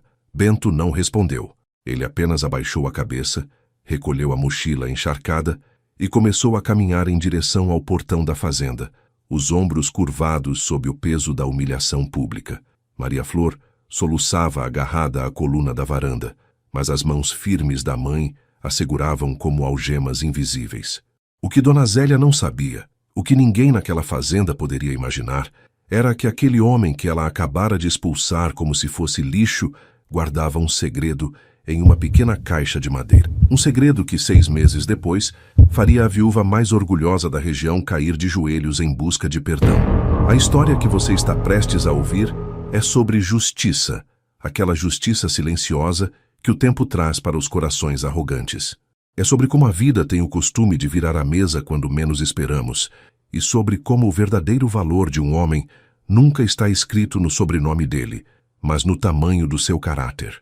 Prepare o coração, porque hoje você vai testemunhar uma virada que ninguém viu vindo. Antes de continuar, me conta nos comentários de que cidade você está assistindo. Adoro saber até onde essas histórias chegam. A história de Dona Zélia começou muito antes daquela tarde chuvosa. Ela tinha 58 anos e a postura de quem nunca precisou abaixar a cabeça para ninguém. Viúva há 3 anos, comandava a fazenda Girassol com pulso firme e olhar que media as pessoas de cima a baixo antes mesmo de cumprimentá-las. O marido, seu Otávio, tinha deixado para trás um patrimônio considerável, ou pelo menos era isso que todos acreditavam, e a reputação de homem trabalhador e severo. Zélia herdou não só as terras, mas também a convicção de que o mundo se dividia em 2 categorias, gente de berço e gente que servia gente de berço. Maria Flor, a filha única do casal, era tudo que Zélia não era. Aos 24 anos, a moça tinha o jeito suave de quem prefere ouvir a falar e a gentileza genuína de quem enxerga beleza onde os outros só veem obrigação. Desde pequena, Maria Flor sentia mais à vontade na cozinha conversando com Dona Nair, a cozinheira, do que nos jantares formais que a mãe organizava para impressionar os fazendeiros vizinhos. Ela gostava de acordar cedo para ver o sol nascer sobre os currais, de levar café para os peões no campo, de escutar as histórias que os mais velhos contavam na hora do almoço embaixo da mangueira. Foi em uma dessas manhãs que ela conheceu Bento de verdade. Ele tinha chegado à fazenda 6 meses antes, recomendado por um atravessador de gado que fazia negócios com Dona Zélia. Trabalhador silencioso esse moço. Não dá trabalho e conhece de trato de animal como ninguém, tinha dito o homem. Zélia mal olhou para Bento no dia em que ele chegou. Mais um peão entre tantos, pensou, e mandou que ele dormisse no quarto dos fundos do celeiro, junto com outros 2 rapazes. Bento tinha 32 anos, mãos calejadas de trabalho antigo e um jeito quieto que escondia uma inteligência afiada. Ele acordava antes de todo mundo. Era sempre o último a largar a enxada, e tinha um dom especial com os animais. Os cavalos mais arredios se acalmavam quando ele passava a mão no pescoço deles. As vacas paridas aceitavam a ajuda dele sem resistir. Mas o que Maria Flor notou primeiro não foi a habilidade dele com o gado, foi a bondade. Uma tarde, ela tinha ido até o celeiro levar marmita para os trabalhadores quando viu Bento agachado ao lado de um cachorro vira-lata que mancava da pata traseira. O bicho era feio, tinha o pelo ralo e uma cicatriz atravessando o focinho, e os outros homens o enxotavam com pedradas sempre que ele se aproximava. Mas Bento estava ali com paciência infinita, limpando o ferimento da pata com pano molhado e falando baixinho com o animal como se conversasse com uma criança assustada. Calma, companheiro, ninguém vai te machucar aqui não. Deixa eu cuidar disso para você. Maria Flor parou na porta do celeiro e ficou olhando, o coração batendo de um jeito que ela não entendia direito. Não era apenas o gesto, era a maneira como Bento fazia aquilo. Sem pressa, sem plateia, sem esperar reconhecimento. Apenas um homem cuidando de uma criatura que o mundo tinha descartado. Quando ele finalmente levantou a cabeça e viu Maria Flor ali parada, sorriu de um jeito meio sem graça e disse: "Desculpa, moça, sei que tem serviço esperando. É que esse bichinho estava sofrendo demais." Foi nesse momento que algo mudou dentro dela. Não foi amor à primeira vista, foi reconhecimento. Como se a alma dela tivesse identificado uma outra alma que falava a mesma língua. Nos meses seguintes, Maria Flor começou a encontrar desculpas para estar onde Bento estava. Levava água fresca para os trabalhadores no meio da tarde, oferecia-se para ajudar na marcação do gado, inventava recados da mãe que precisavam ser entregues no curral, e Bento, aos poucos, começou a baixar a guarda. Eles conversavam sobre coisas simples no começo: o tempo, os animais, as histórias da fazenda. Mas com o passar das semanas, as conversas foram ficando mais longas, mais profundas, mais necessárias. Bento contava sobre os lugares por onde tinha passado, sobre o pai que tinha perdido recentemente, sobre a solidão de viver sem raízes. Maria Flor falava sobre os livros que lia escondida da mãe, sobre o sonho de um dia conhecer o mar, sobre a sufocação de viver sob o peso das expectativas alheias. Eles não perceberam quando a amizade virou outra coisa, ou talvez tivesse sido outra coisa desde o primeiro dia. A primeira vez que Bento segurou a mão dela foi embaixo da mangueira velha, no fim de uma tarde em que o céu tinha ficado cor de laranja. Maria Flor tinha começado a chorar sem querer, falando sobre como se sentia invisível dentro da própria casa, e Bento tinha pousado a mão sobre a dela e dito: "Você não é invisível. Eu te vejo. Todo dia eu te vejo." E Maria Flor tinha olhado para aquelas mãos calejadas e honestas e pensado que nunca na vida tinha se sentido tão vista por alguém. Eles tentaram esconder. Sabiam que o que sentiam um pelo outro seria visto como absurdo, como traição à ordem natural das coisas.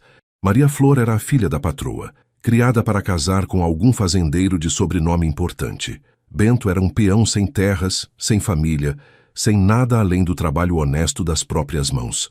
Mas o amor tem o costume de não pedir licença antes de chegar, e não liga para sobrenomes ou escrituras de terra. Foi seu Juca, o capataz mais velho da fazenda, quem entregou os dois sem querer. Ele tinha visto Maria Flor e Bento conversando perto do pasto novo, as mãos quase se tocando, os olhares grudados um no outro como imã. Juca era homem de confiança de Dona Zélia, desde os tempos do falecido marido, e acreditava piamente que estava fazendo o certo quando bateu na porta da casa grande e contou tudo.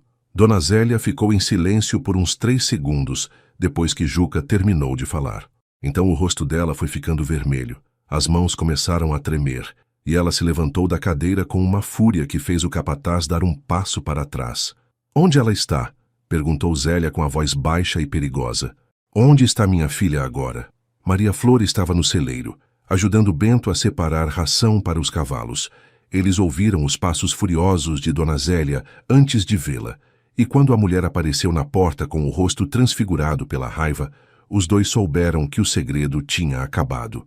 "Você", disse Zélia apontando para Bento, a voz tremendo de ódio, "você se aproveitou da inocência da minha filha. Você, que não tem nada, achou que podia botar as mãos sujas na menina dos meus olhos." Maria Flor tentou falar, mas Zélia a cortou com um gesto violento. "E você, Maria Flor? Você me envergonhou. Jogou no lixo tudo que eu construí, tudo que seu pai deixou por causa de um ninguém." A palavra saiu da boca dela como cuspe. Bento permaneceu calado, mas os olhos dele estavam fixos nos de Maria Flor, tentando dizer sem palavras que tudo ia ficar bem, que o amor deles era maior que aquilo. Mas Dona Zélia não estava disposta a ouvir. Ela chamou todos os trabalhadores da fazenda, fez todo mundo largar o que estava fazendo e se reunir na frente da casa grande. E ali, diante de 20 homens constrangidos e assustados, ela humilhou Bento de todas as formas possíveis. Chamou-o de aproveitador, de sem vergonha, de homem sem caráter que se escondia atrás de falsas gentilezas.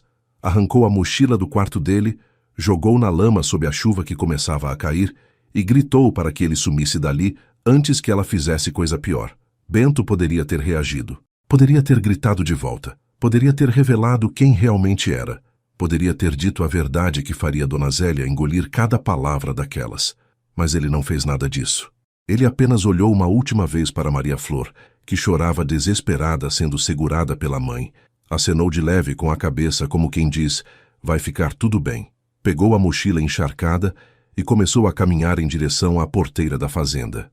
A última coisa que os trabalhadores viram foi a silhueta de Bento desaparecendo na curva da estrada de terra, a chuva lavando qualquer rastro que ele poderia ter deixado. Dona Zélia voltou para dentro de casa com Maria Flor aos soluços, trancou a filha no quarto e ordenou a seu Juca que ninguém, absolutamente ninguém, mencionasse o nome daquele homem novamente naquela propriedade.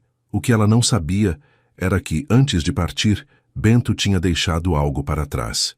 Maria Flor descobriu a caixa 3 dias depois, quando Dona Nair entrou no quarto, trazendo uma bandeja com chá quente. A cozinheira fechou a porta atrás de si com cuidado, verificou que ninguém estava por perto e então tirou de dentro do avental uma pequena caixa de madeira. Menina, disse Dona Nair com a voz baixa, sentando na beirada da cama. O Bento me procurou na madrugada antes de ir embora. Estava chorando, coitado. Me deu isso aqui e pediu que eu te entregasse quando sua mãe não estivesse por perto. Disse que era importante que você ia entender. Maria Flor pegou a caixa com as mãos tremendo. Era pequena, feita de madeira clara e polida, com dobradiças delicadas que pareciam artesanais. Dona Nair apertou a mão da moça com carinho. Esse rapaz te ama de verdade, menina. Eu vi nos olhos dele. E olha que eu já vivi muito para saber quando o amor é de mentira e quando é de verdade. Quando Dona Nair saiu, Maria Flor abriu a caixa. Dentro havia um bilhete escrito à mão com a letra caprichada de Bento. Maria Flor, o amor que sinto por você é do tipo que não cabe em palavras e não morre com a distância.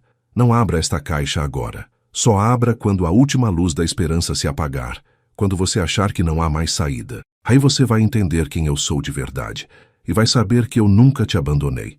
Espere por mim. Eu volto. Bento. Ela leu o bilhete 20 vezes naquela primeira noite, as lágrimas borrando a tinta em alguns pontos.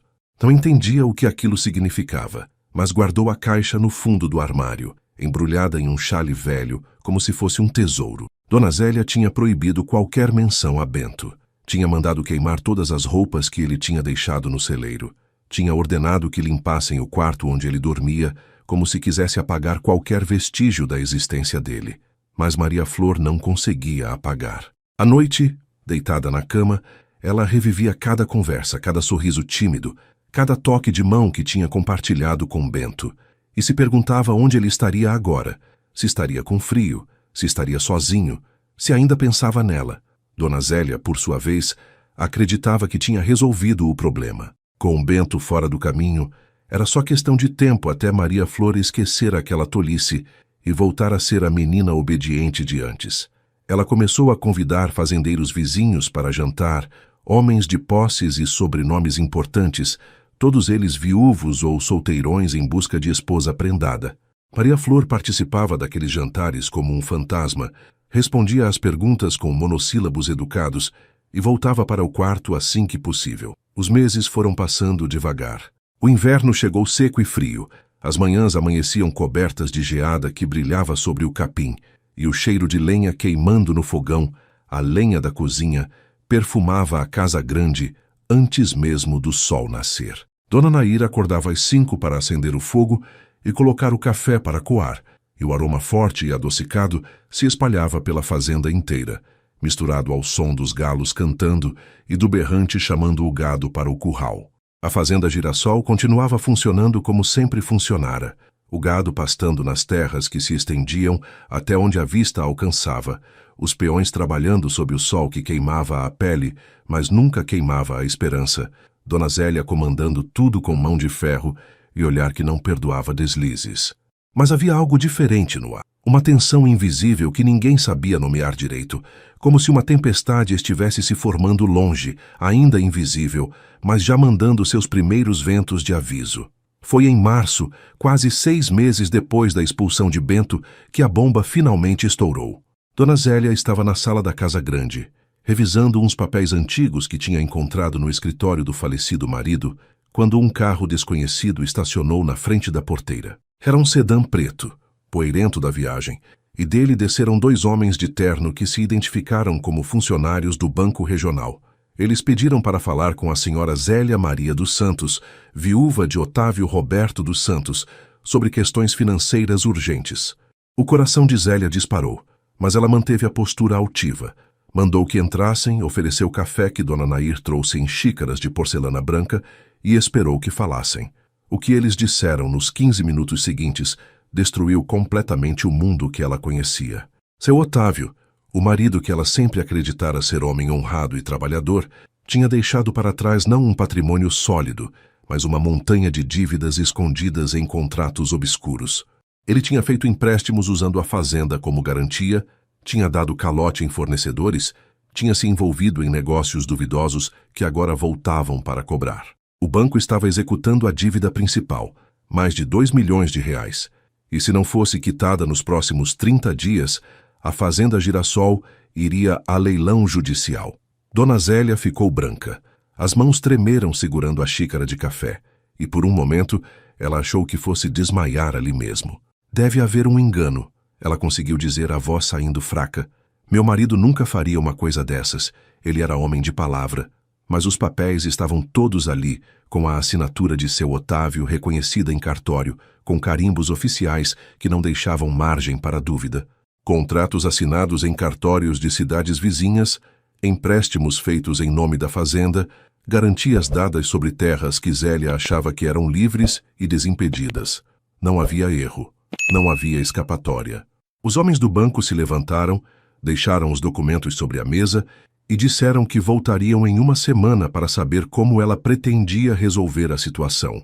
Se não houvesse solução, o processo judicial seguiria seu curso. Quando eles saíram, Dona Zélia desabou na cadeira e pela primeira vez em 3 anos chorou. Chorou pela traição do marido que escondera tudo aquilo dela. Chorou pelo orgulho que tinha feito tanto questão de manter. Chorou pela filha que teria que ver a casa da família ser tirada delas. Os trabalhadores que tinham ouvido parte da conversa da varanda trocaram olhares preocupados, mas ninguém ousou entrar. Maria Flor encontrou a mãe ainda sentada naquela cadeira horas depois, os olhos vermelhos, os papéis espalhados pela mesa. "O que foi, mãe? O que aconteceu?" perguntou com o coração apertado. E Dona Zélia, pela primeira vez na vida, teve que admitir que não tinha controle sobre nada. "Perdemos tudo, Maria. Seu pai nos deixou uma herança de vergonha e dívidas. Em 1 mês, vamos ser despejadas da nossa própria casa." Naquela noite, Maria Flor não conseguiu dormir.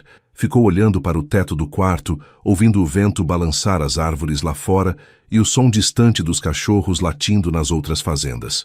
Pensou em Bento, pensou na caixa que ele tinha deixado, pensou nas palavras do bilhete. "Só abra quando a última luz da esperança se apagar." E ela se perguntou se aquele momento tinha chegado. Mas algo dentro dela, uma voz pequena, mas firme, disse que ainda não. Ainda não. Os dias que se seguiram foram uma corrida desesperada contra o relógio. Dona Zélia acordava antes do sol nascer e passava o dia inteiro tentando encontrar uma solução. Ela foi ao Banco do Brasil na cidade, mas o gerente, que sempre a tinha tratado com deferência, olhou para os papéis e balançou a cabeça. "Dona Zélia, com todo respeito, a senhora não tem como pagar uma dívida desse tamanho e não tem garantias para um novo empréstimo. O banco não pode ajudar." Ela tentou vender parte do gado, mas os compradores ofereciam preços irrisórios, sabendo que ela estava desesperada. Vendeu algumas joias antigas da família, mas o dinheiro mal cobriu os salários atrasados dos trabalhadores. Procurou um advogado em Belo Horizonte, um homem de terno caro que atendia em um escritório com vista para a cidade toda. Ele revisou os contratos, franziu a testa e deu o veredito. "Senhora, seu marido assinou documentos que amarram a fazenda de todos os jeitos possíveis. Não há brecha legal. O máximo que posso fazer é pedir uma extensão do prazo, mas isso só vai adiar o inevitável. A senhora precisa de 2 milhões de reais. Onde vai conseguir isso?" Dona Zélia voltou para a fazenda naquele dia com o peso de uma montanha sobre os ombros. Ela tinha sempre sido a mulher que resolvia tudo, que comandava tudo, que sabia de tudo. e agora estava completamente impotente, assistindo o império que a família tinha construído desmoronar como castelo de areia, na beira do rio. Os trabalhadores começaram a sentir o clima pesado. Seu Juca reuniu os homens embaixo da mangueira velha e disse com a voz séria: Pessoal, vocês devem estar ouvindo os boatos. A fazenda está com problemas sérios. Não sei o que vai acontecer com a gente, mas enquanto tiver serviço, a gente trabalha. E se tiver que ir embora, a gente vai de cabeça erguida. Os homens assentiram em silêncio, mas o medo estava estampado nos rostos de todos. Para eles, a fazenda não era só trabalho. Era casa, era comunidade, era o lugar onde criavam os filhos e sonhavam com o futuro. Dona Nair, que tinha mais de 30 anos de casa, encontrou Maria Flor chorando na cozinha uma tarde. A cozinheira era uma senhora de cabelos grisalhos e mãos fortes de tanto amassar pão, e tinha um coração que enxergava além das aparências. Ela sentou ao lado da moça e disse baixinho: Menina, às vezes a gente precisa perder tudo para descobrir o que realmente importa. Sua mãe está aprendendo isso do jeito mais difícil, mas você sempre soube. Por isso que você amou aquele rapaz mesmo ele não tendo nada. Maria Flor olhou para a cozinheira com os olhos marejados. Dona Nair, a senhora acha que ele volta?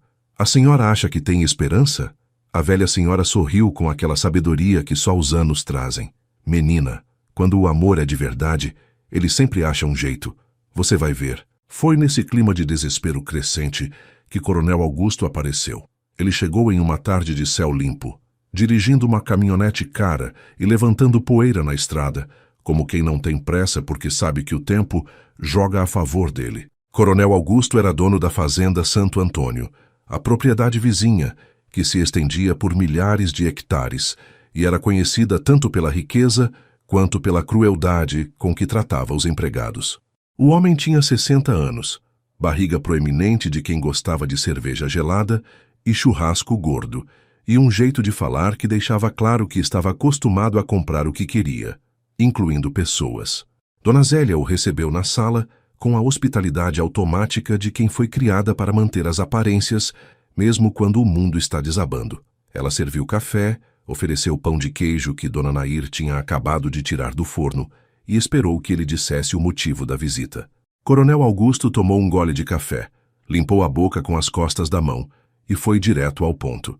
Dona Zélia, a senhora sabe que sempre tive admiração pela sua família. Seu Otávio era meu amigo, mesmo que a gente competisse nos leilões de gado. E sei que a senhora está passando por um momento difícil. Ele fez uma pausa, os olhos pequenos estudando a reação dela. Escutei uns comentários na cidade, sobre dívidas, sobre o banco querendo tomar a fazenda. Zélia ficou tensa, mas manteve a compostura. São questões que eu vou resolver, coronel. Não precisa se preocupar. Mas a voz dela tremeu no final da frase e ele percebeu. Dona Zélia, vou ser franco com a senhora. Eu tenho como ajudar, tenho dinheiro guardado, tenho investimentos que podem ser liquidados. E acredite, eu gostaria de ver essa fazenda continuar nas mãos da família Santos. Ele se inclinou para a frente, a voz ficando mais baixa, mais íntima. Mas eu sou homem de negócios. E todo negócio precisa ter vantagem para os dois lados, não é mesmo? O estômago de Zélia revirou, porque ela já sabia o que vinha antes mesmo dele falar.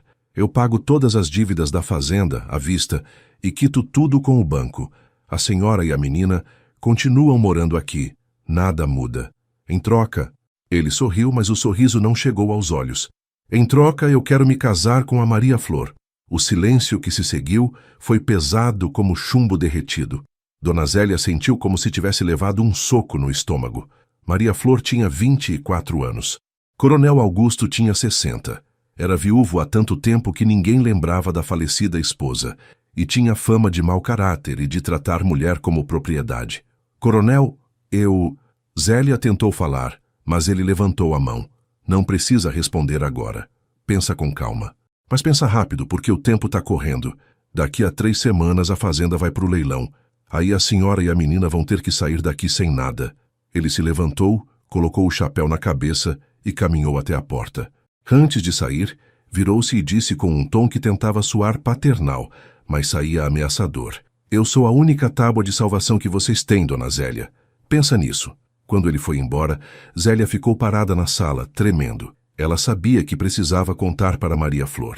Sabia que precisava ter aquela conversa impossível. Mas como uma mãe diz para a filha que a única saída é casar com um homem que ela não ama, que poderia ser o avô dela, só para salvar um pedaço de terra, naquela noite, na hora do jantar, Dona Zélia finalmente teve coragem. Maria Flor estava sentada à mesa, mexendo na comida sem comer de verdade, quando a mãe disse com a voz cansada: "Preciso falar com você sobre uma proposta que recebi hoje." E então contou tudo, sobre Coronel Augusto, sobre a oferta dele, sobre o prazo que estava acabando. Maria Flor ouviu em silêncio, o rosto ficando cada vez mais pálido. Quando a mãe terminou, ela perguntou com a voz tremendo: "E a senhora quer que eu aceite?" Dona Zélia não conseguiu olhar nos olhos da filha. "Eu não quero, Maria, mas eu não sei o que mais fazer. Se a gente perder a fazenda, a gente perde tudo. Os trabalhadores vão para a rua, a gente não tem para onde ir. E o coronel, ele não é o homem que eu sonhei para você, mas ele tem recursos. Você teria segurança." "Segurança", repetiu Maria Flor, e a palavra saiu amarga. "Mãe, a senhora realmente acha que eu vou ter segurança casada com um homem que eu não amo? Com um homem que a senhora mesma sabe que não é boa pessoa?" As lágrimas começaram a descer. "A senhora expulsou o Bento daqui porque ele era peão, mas agora quer me casar com um homem que só me vê como mercadoria." Dona Zélia sentiu cada palavra como uma facada, porque Maria Flor tinha razão. Ela tinha mandado embora o homem que a filha amava por orgulho, por preconceito, por achar que sobrenome era mais importante que caráter. E agora estava prestes a entregar a filha para um homem que não valia nem a sola do sapato de Bento. "Eu não vou casar com ele, mãe", disse Maria Flor com a voz firme apesar das lágrimas. "Prefiro dormir debaixo de ponte do que passar um dia casada com aquele homem. Se a gente vai perder tudo, que perca. Mas não vou vender minha vida." Dona Zélia começou a chorar também, e as duas ficaram ali, mãe e filha, chorando juntas pelo peso de escolhas impossíveis e pelas consequências de orgulhos antigos. Lá fora, a noite caía sobre a fazenda, e o som dos grilos enchia o silêncio pesado da casa grande. Naquela madrugada, Maria Flor pegou a caixa de madeira pela primeira vez em meses. Segurou contra o peito e sussurrou para o vazio: "Bento, se você puder me ouvir de onde estiver, eu preciso de você." A última luz da esperança está quase apagando. Ela não abriu a caixa ainda, mas guardou ela embaixo do travesseiro, como se a simples proximidade pudesse trazer algum conforto. E naquela noite, pela primeira vez em meses, ela sonhou com Bento voltando. Os dias finais antes do leilão foram os mais longos da vida de Dona Zélia. Ela não tinha aceitado a proposta de Coronel Augusto, mas também não tinha encontrado outra solução. O prazo estava acabando. O advogado ligava todo dia dizendo que não havia mais nada a fazer. Os trabalhadores olhavam para ela com uma mistura de pena e medo, já começando a procurar emprego em outras fazendas. Dona Nair fazia as refeições em silêncio, mas às vezes parava no meio de uma receita e enxugava os olhos com a ponta do avental. Aquela cozinha era a casa dela há 30 anos. Conhecia cada panela, cada tempero, cada canto daquele fogão a lenha. E agora ia ter que deixar tudo para trás. Seu Juca reuniu os peões uma última vez embaixo da mangueira. "Pessoal, parece que é o fim da linha. O leilão é amanhã. Cada um já tem que ir pensando no próximo passo. Mas eu queria dizer que foi uma honra trabalhar com vocês. Essa fazenda pode ir para outras mãos, mas a gente sai daqui de cabeça erguida." Foi nesse clima de velório antecipado que chegou o dia do leilão. O procedimento seria no fórum da cidade, mas o banco tinha autorizado que interessados fizessem propostas diretamente na fazenda antes do pregão oficial. Dona Zélia vestiu-se de preto como se estivesse indo para um enterro, e de certa forma estava. Era o enterro do império que a família tinha construído, da segurança que ela sempre deu como garantida, do orgulho que tinha carregado como bandeira. Maria Flor estava no quarto, olhando pela janela para as terras que em breve não seriam mais delas. Tinha a caixa de madeira nas mãos, os dedos traçando o contorno das dobradiças. Só abra quando a última luz da esperança se apagar. Seria agora? Seria esse o momento? Ela estava prestes a abrir quando ouviu um som vindo da estrada. Um motor. Não era um carro qualquer. Era um som potente, grave de motor caro. Maria Flor correu para a janela e viu uma caminhonete preta, 0 quilômetro, subindo a estrada de terra e levantando uma nuvem de poeira dourada sob o sol da manhã. Seu coração disparou. Não sabia por quê, mas algo dentro dela, uma intuição, uma esperança louca, fez ela segurar a caixa contra o peito e correr para fora do quarto. Dona Zélia estava na sala quando ouviu o barulho. Saiu para a varanda e viu a caminhonete estacionando em frente à casa grande. Os trabalhadores largaram o que estavam fazendo para olhar. Carros daquele tipo não apareciam naquela região. A caminhonete tinha vidros fumê, rodas cromadas que brilhavam sob o sol e uma placa de Belo Horizonte que ninguém reconhecia. A porta do motorista se abriu e dele desceu um homem de terno cinza impecável, sapatos sociais engraxados que refletiam a luz, óculos escuros de grife. Ele tinha a postura de quem estava acostumado a comandar salas de reunião, a assinar contratos de milhões, a ser obedecido. Mas havia algo familiar naquele jeito de andar, naqueles ombros largos. O homem tirou os óculos escuros devagar, subiu os 3 degraus da varanda com passos medidos e parou diante de Dona Zélia. E quando ela viu o rosto dele, o mundo inteiro parou de girar. Era Bento. Mas não era o Bento que ela tinha expulsado debaixo de chuva 6 meses atrás. Este homem tinha o cabelo cortado com perfeição por um barbeiro caro, a barba feita impecavelmente, o terno que provavelmente custava mais do que o salário anual de todos os trabalhadores da fazenda juntos. Nos pulsos, relógio de ouro, nos pés, sapatos italianos, mas os olhos eram os mesmos, profundos, calmos, e agora carregando algo novo, justiça. Bom dia, Dona Zélia. Ele disse com a voz serena, educada, como se estivesse cumprimentando uma conhecida qualquer. Meu nome é Bento Gabriel Fernandes de Almeida. Sou representante do Grupo Horizonte Agropecuária e vim tratar da questão da dívida desta propriedade. Dona Zélia não conseguiu falar. As pernas dela tremiam, a boca estava seca, a mente girava tentando processar o que estava vendo. Os trabalhadores que estavam no pátio se aproximaram devagar, também reconhecendo aquele rosto, também sem entender o que estava acontecendo. Foi quando Maria Flor apareceu na porta. Ela parou no mesmo instante em que viu Bento, a caixa de madeira ainda nas mãos. Os olhos dos dois se encontraram, e por um segundo o mundo inteiro desapareceu. Só existiam eles dois, o amor que nunca tinha morrido, e a promessa que ele tinha feito: eu volto.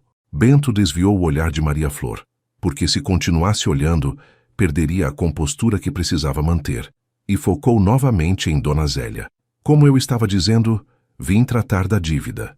Soube que a Fazenda Girassol está em processo de execução judicial. O Grupo Horizonte tem interesse em adquirir os direitos sobre a propriedade. Os homens do banco, que tinham chegado minutos antes em um carro discreto e estavam dentro da sala aguardando, saíram ao ouvir a conversa. Um deles, um senhor de óculos e pasta executiva, perguntou: o senhor tem os recursos para fazer essa transação?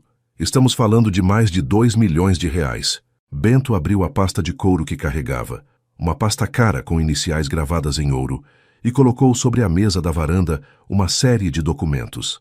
Extratos bancários mostrando saldos de 7 dígitos, cartas de fiança de bancos internacionais, contratos de propriedades e investimentos. Tenho.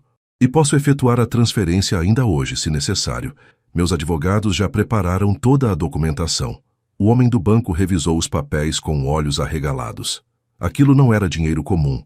Era o tipo de fortuna que poucas famílias da região inteira possuíam. Senhor Almeida, tudo parece estar em ordem. Se o senhor quiser prosseguir com a aquisição, quero, disse Bento com firmeza. Então, finalmente, ele olhou diretamente para Dona Zélia. E naquele olhar havia anos de dor guardada, de humilhação engolida, de justiça adiada.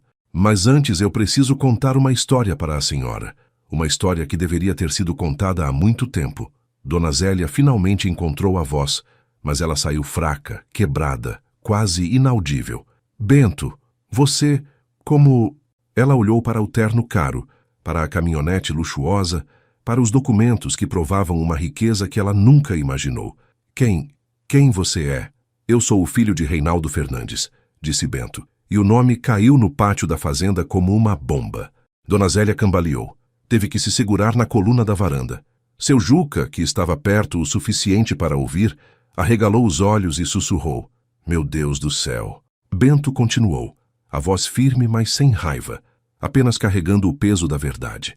Meu pai e o seu marido foram sócios há mais de 30 anos. Eles eram amigos de infância, cresceram juntos, sonharam juntos. Quando decidiram comprar esta terra, que na época era só mato e pedra, fizeram um pacto. Metade para cada um. Trabalho dividido, lucro dividido, futuro dividido. Ele fez uma pausa e o silêncio era tão profundo que dava para ouvir o vento balançando as folhas da mangueira. Trabalharam feito condenados por 10 anos. Meu pai conta que às vezes dormiam no chão do celeiro porque estavam cansados demais para voltar para casa. Construíram cada cerca dessa fazenda com as próprias mãos. Compraram as primeiras cabeças de gado com dinheiro suado. E quando a fazenda finalmente começou a dar lucro, quando finalmente parecia que o sonho tinha virado realidade, a voz de Bento endureceu. Seu marido traiu meu pai. Dona Zélia levou a mão à boca, os olhos enchendo de lágrimas. Ele falsificou documentos, continuou Bento. Usou um advogado corrupto para criar contratos que retiravam meu pai da sociedade. Quando meu pai descobriu, já era tarde demais. Tentou recorrer à justiça, mas seu marido tinha dinheiro para comprar juízes, testemunhas, o que fosse necessário. Meu pai perdeu tudo. Teve que sair dessa fazenda, a fazenda que ele ajudou a construir, sem levar nada além da roupa do corpo e a certeza de que tinha sido traído pelo melhor amigo. Maria Flor estava ouvindo tudo da porta, as lágrimas descendo silenciosas pelo rosto. Os trabalhadores tinham se aproximado, formando um semicírculo ao redor da varanda. Dona Nair estava com as mãos sobre o coração, os olhos arregalados. Meu pai recomeçou do zero, disse Bento. Foi para o norte de Minas, trabalhou em fazendas de outras pessoas, juntou dinheiro centavo por centavo. Com o tempo, comprou um pedaço de terra, depois outro, depois outro.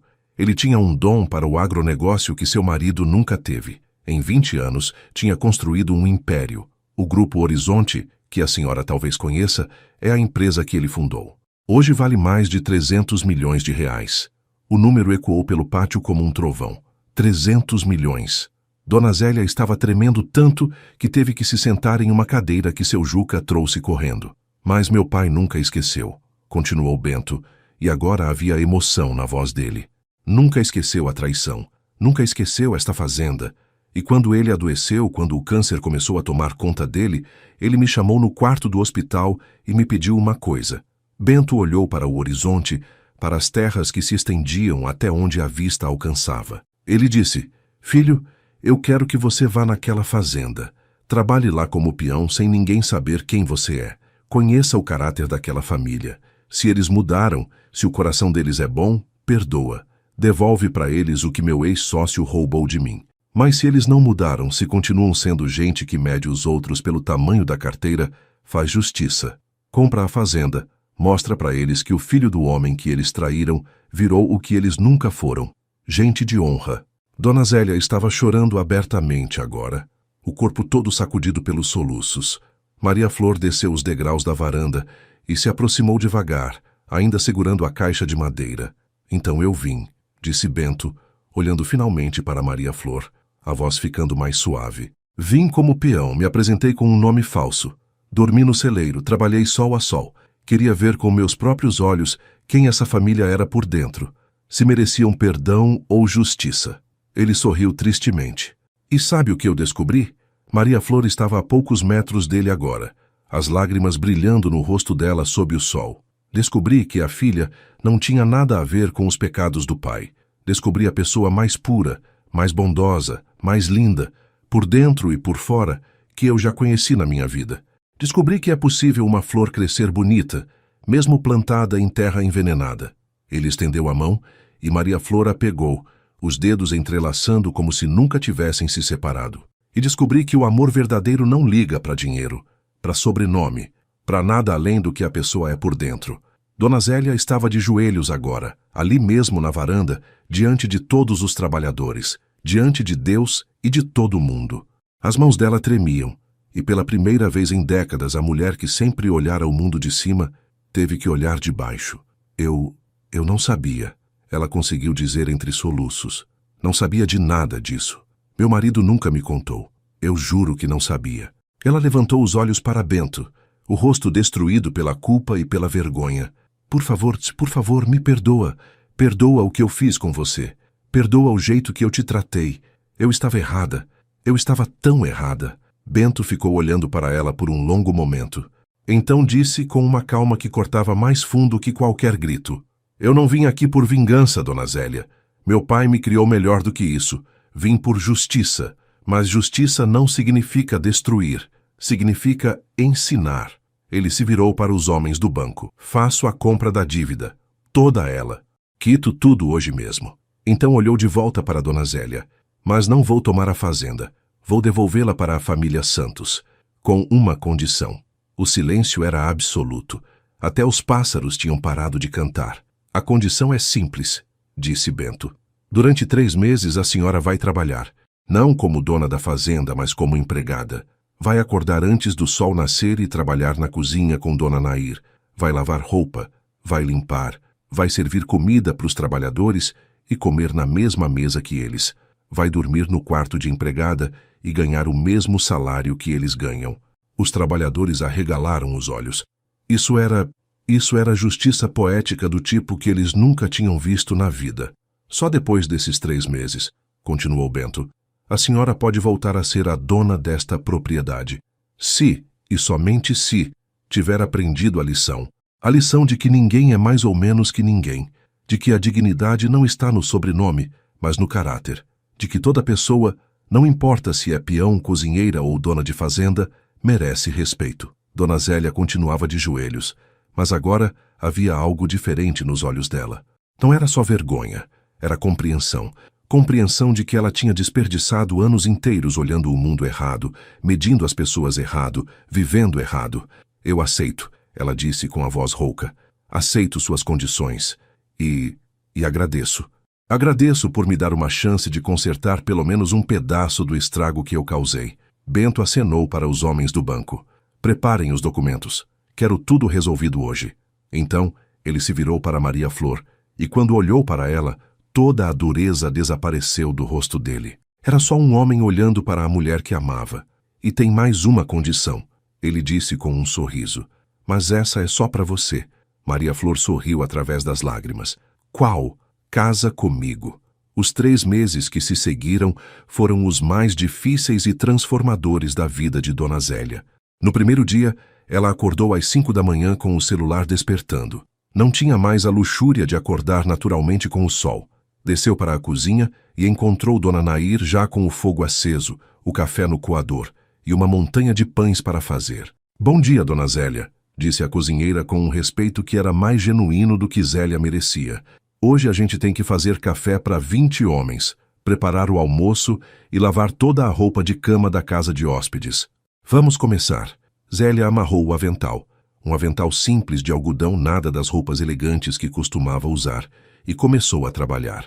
As mãos dela, que nunca tinham feito nada mais pesado que segurar uma xícara de porcelana, arderam ao amassar a massa do pão. As costas doeram ao carregar panelas pesadas. Os pés incharam ao ficar em pé o dia inteiro. Na hora do almoço, ela serviu comida para os trabalhadores pela primeira vez na vida. 20 homens sentados na mesa comprida do refeitório, e ela passando de um em um com a travessa de arroz, a panela de feijão, a carne assada. Alguns a olhavam com surpresa, outros com uma satisfação silenciosa. Seu Juca, quando ela colocou comida no prato dele, disse baixinho, "Obrigado, Dona Zélia."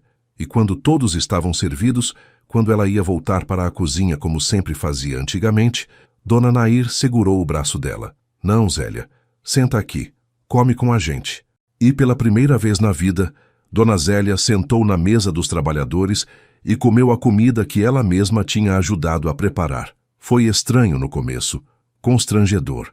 Ela não sabia do que falar, não sabia como se comportar. Mas aos poucos, enquanto os homens conversavam sobre o trabalho do dia, sobre os filhos, sobre a vida, ela começou a ouvir, realmente ouvir. Seu Juca contava sobre o filho que tinha morrido na guerra, um rapaz de 20 anos que sonhava ser médico. Ele era inteligente, sabe? Mais inteligente que eu. Mas a gente não tinha dinheiro para a universidade. Então ele entrou para o exército achando que ia juntar dinheiro, que ia voltar e estudar. Mas não voltou. Dona Nair falava dos 5 netos que criava sozinha depois que a filha tinha morrido no parto. A mais velha tem 8 anos. Ela me ajuda com os pequenos. É uma menina esperta, já sabe ler melhor que muito adulto. Eu queria que ela pudesse estudar numa escola boa, mas com o que eu ganho.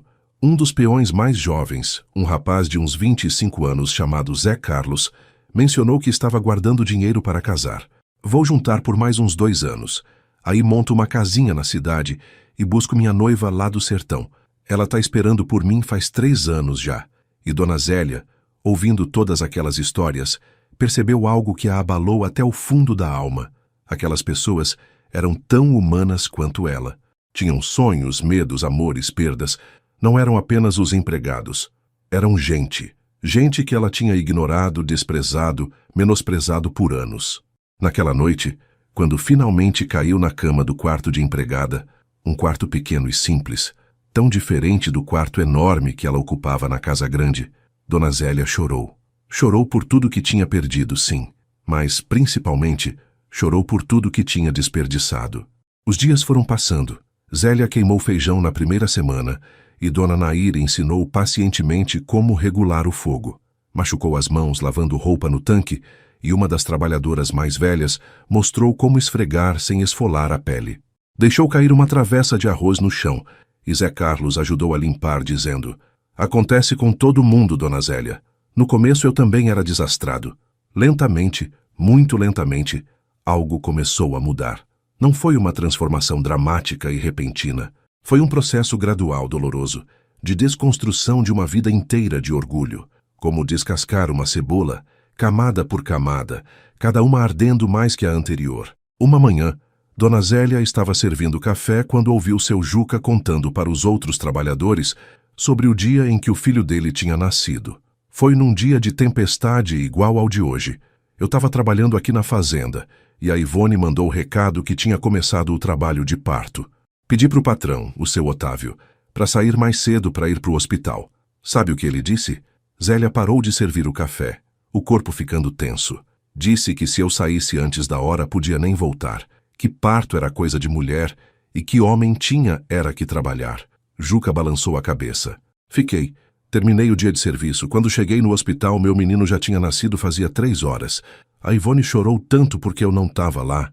Dona Zélia pousou a garrafa térmica sobre a mesa com as mãos tremendo. Ela lembrava daquele dia.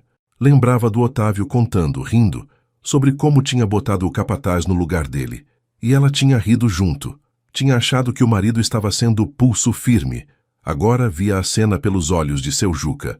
Um pai que tinha perdido o nascimento do filho porque o patrão dele não tinha um pingo de humanidade. Seu Juca, ela disse com a voz embargada. Os homens olharam para ela, surpresos, porque ela raramente falava durante as refeições. Eu sabia desse dia. Meu marido me contou. E eu ri. Eu achei engraçado. As lágrimas começaram a descer.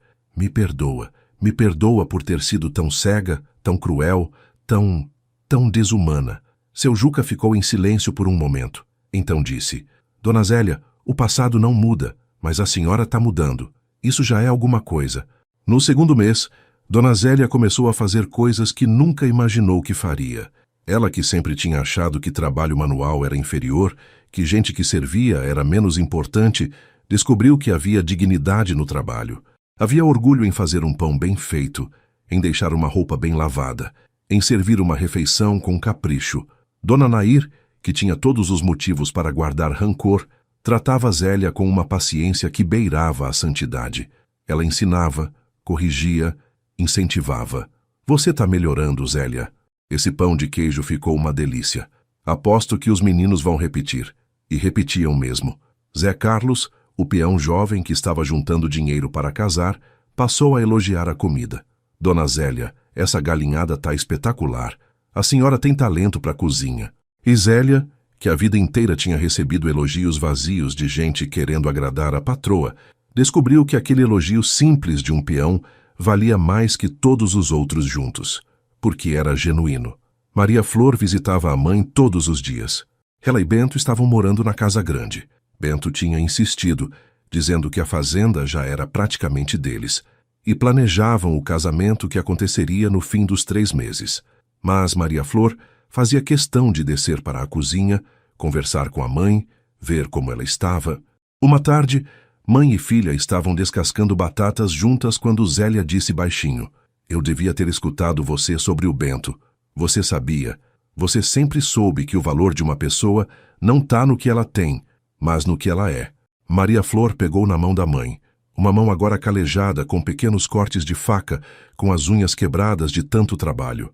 "Mãe, eu sei que esses meses têm sido difíceis, mas eu também sei que a senhora não é mais a mesma pessoa que expulsou o Bento daqui."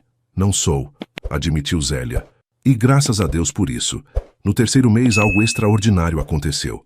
Dona Zélia estava varrendo o pátio quando viu Zé Carlos sentado sozinho embaixo da mangueira, a cabeça entre as mãos. Ela se aproximou e perguntou se estava tudo bem. "É que a minha noiva mandou carta dizendo que o pai dela arrumou outro casamento para ela. Um cara com mais dinheiro, com mais futuro. Ela disse que não pode esperar mais." O rapaz enxugou os olhos com as costas da mão. 3 anos, Dona Zélia. 3 anos guardando cada centavo, sonhando com o dia que a gente ia se casar.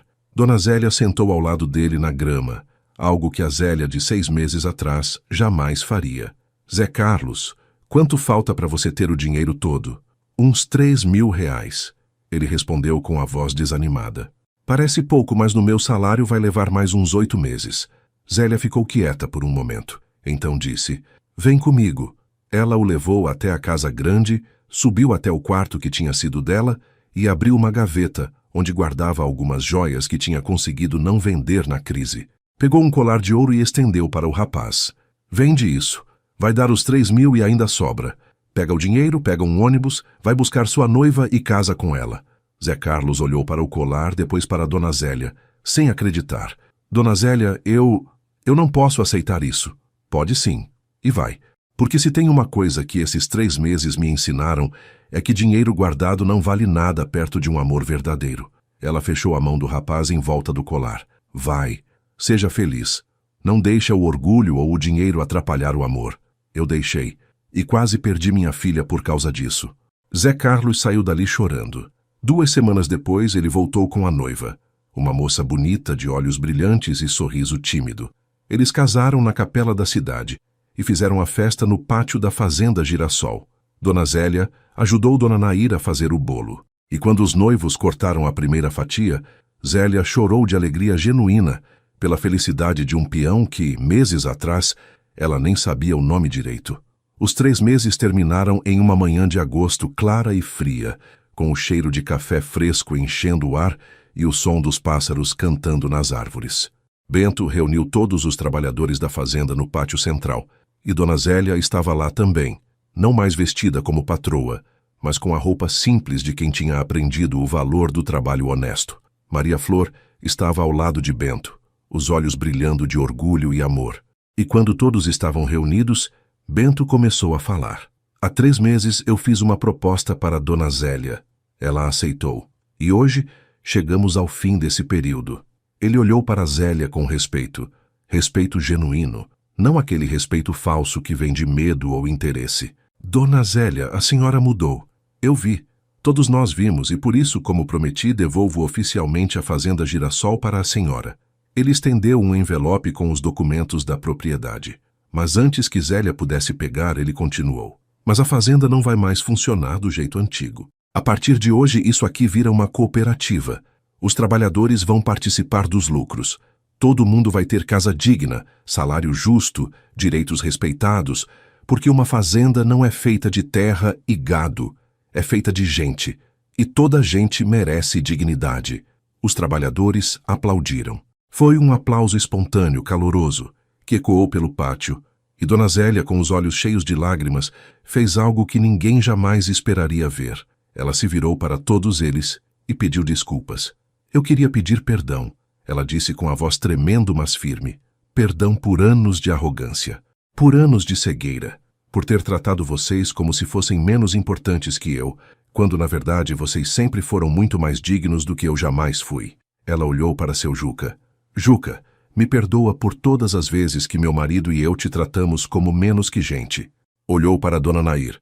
"Nair, me perdoa por nunca ter te agradecido direito por 30 anos de dedicação." Olhou para cada um dos trabalhadores. "Me perdoem. todos vocês, e me deem a chance de ser uma pessoa melhor daqui para frente. Seu Juca se aproximou. O velho capataz olhou para Dona Zélia por um longo momento, então estendeu a mão, não como empregado para a patroa, mas como gente para gente. Você já está sendo melhor, Dona Zélia, e isso é o que importa.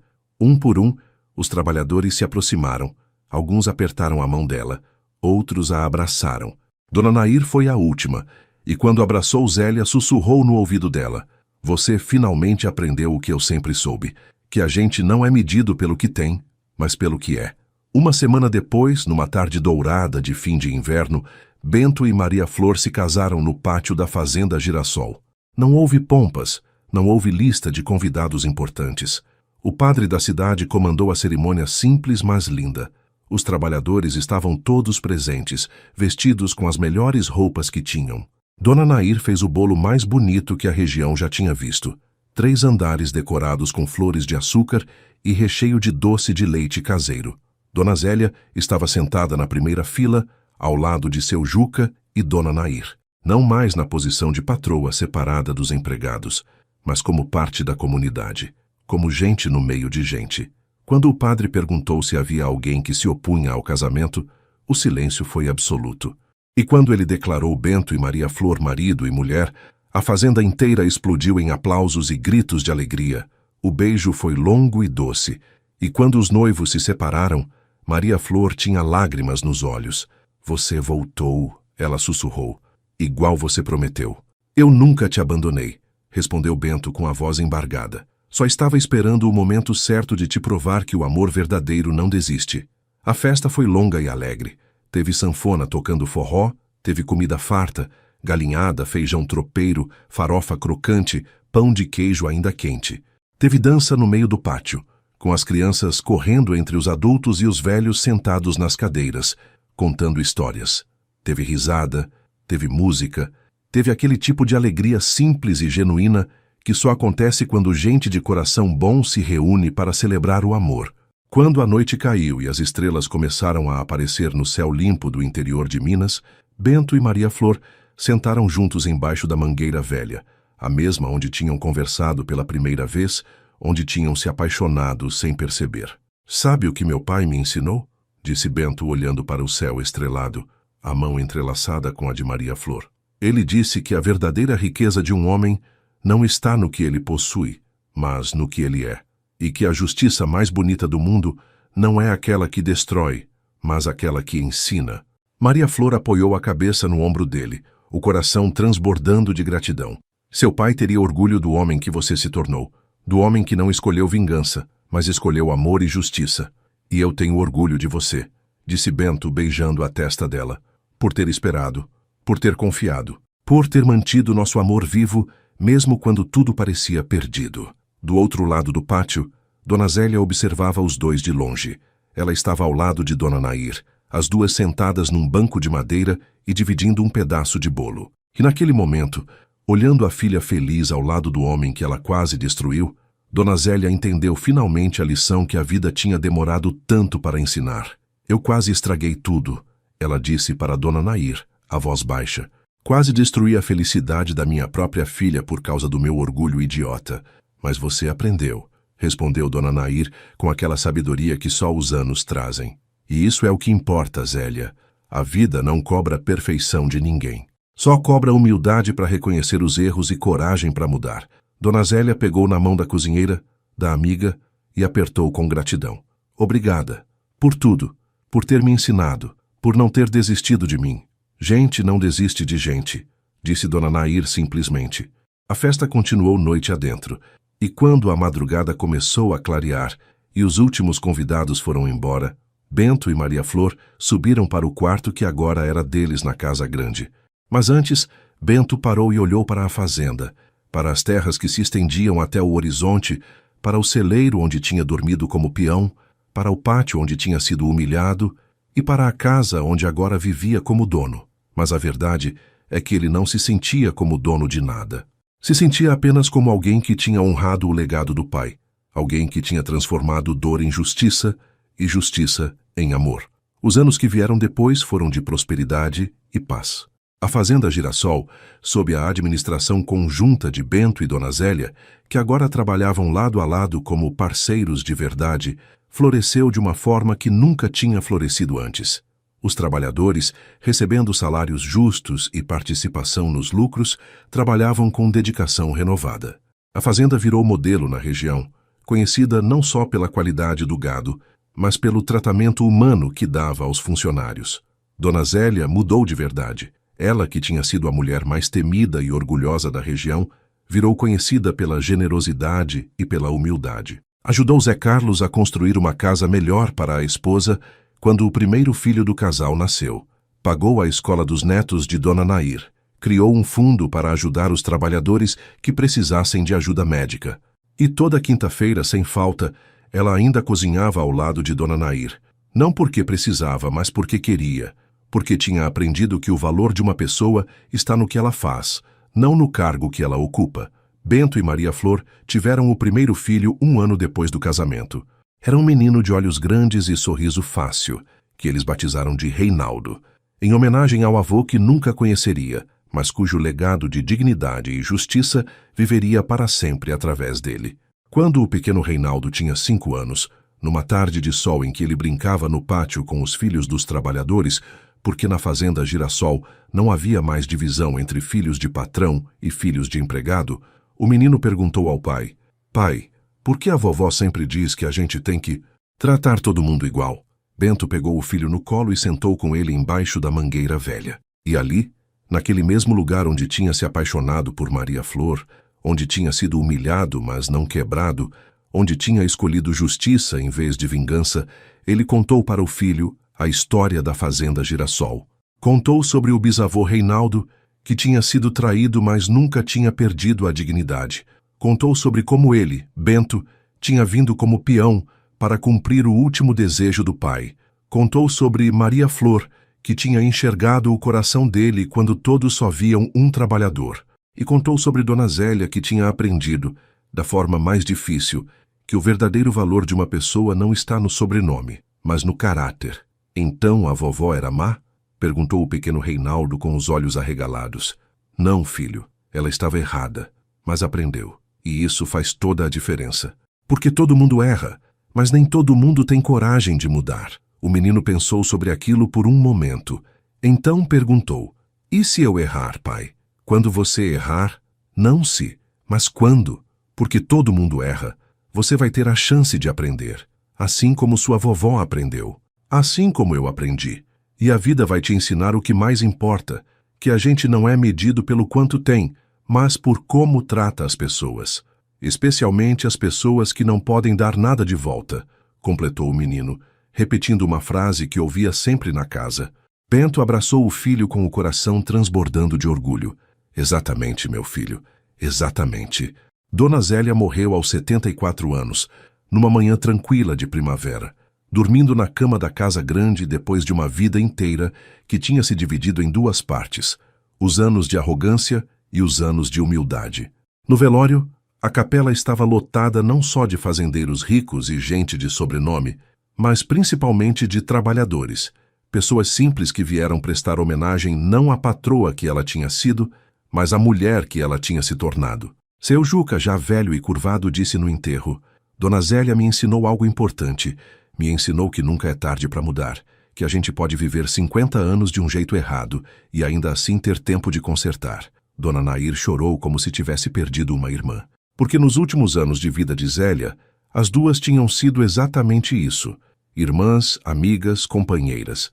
A diferença de patroa e empregada tinha desaparecido completamente, substituída por um respeito mútuo e um carinho genuíno que só nasce quando 2 pessoas são honestas uma com a outra. Maria Flor chorou a perda da mãe, mas chorou também de gratidão. Gratidão porque nos últimos anos ela tinha finalmente conhecido a verdadeira Zélia, não a mulher arrogante que media as pessoas pelo sobrenome, mas a mulher humilde que tinha aprendido que todo ser humano merece dignidade. E Bento, no dia do enterro, colocou sobre o caixão de Dona Zélia uma única coisa: a caixa de madeira. A caixa que ele tinha deixado para Maria Flor tantos anos atrás, a caixa que continha o segredo que mudara tudo. Porque aquela caixa representava não só o passado, mas também o futuro. A prova de que o amor verdadeiro, a justiça genuína e a humildade aprendida podem transformar qualquer coisa. Hoje, muitos anos depois, a Fazenda Girassol continua de pé. É administrada pelos filhos de Bento e Maria Flor, que criaram os próprios filhos com os mesmos valores: dignidade, respeito e a certeza de que nenhum ser humano é mais valioso que outro. Na entrada da fazenda, há uma placa de madeira gravada com uma frase que Reinaldo, o pai de Bento, costumava dizer: "O verdadeiro valor de um homem não está no que ele possui, mas no que ele é." E embaixo da mangueira velha, a mesma que testemunhou o amor nascer entre um peão e uma filha de fazendeira, a mesma que viu humilhação se transformar em justiça, a mesma que permaneceu firme enquanto tudo ao redor mudava: a outra placa. Esta com as palavras que Dona Zélia pediu para gravarem antes de morrer. Eu vivi muitos anos medindo as pessoas errado. Aprendi tarde, mas aprendi. A justiça mais bonita não é aquela que destrói, mas aquela que ensina. E o amor mais forte não é aquele que se vangloria, mas aquele que perdoa. E é assim que a história da Fazenda Girassol continua sendo contada. Não como história de vingança, mas como história de justiça. Não como história de riqueza, mas como história de caráter. Não como história de divisão, mas como história de união. Porque no fim, o que importa mesmo não é quantas terras você tem, quanto dinheiro você acumulou, ou qual sobrenome você carrega. O que importa é como você trata as pessoas. Todas as pessoas. Porque ninguém é mais ou menos que ninguém. Todos nós somos apenas gente. E isso sozinho já é suficiente para merecer dignidade, respeito e amor. Se essa história tocou seu coração de alguma forma, escreve uma única palavra nos comentários: justiça. Quero saber quantas pessoas essa história alcançou hoje. Agora me conta, qual foi o momento que mais te emocionou? Quando Dona Zélia caiu de joelhos? Quando Bento revelou quem ele era de verdade? Quando ela teve que trabalhar como empregada? Ou quando ela finalmente aprendeu a ver as pessoas com outros olhos? E não esquece de me dizer de qual cidade você está assistindo. Já recebi comentários de todo o Brasil, de norte a sul, e cada um me emociona. Se você acredita que a humildade vale mais que qualquer sobrenome, dá um like nesse vídeo.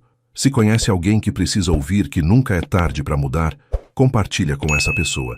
E se você quer mais histórias que mostram que a bondade sempre vence no final, se inscreve no canal e ativa o sininho. A gente se encontra na próxima história.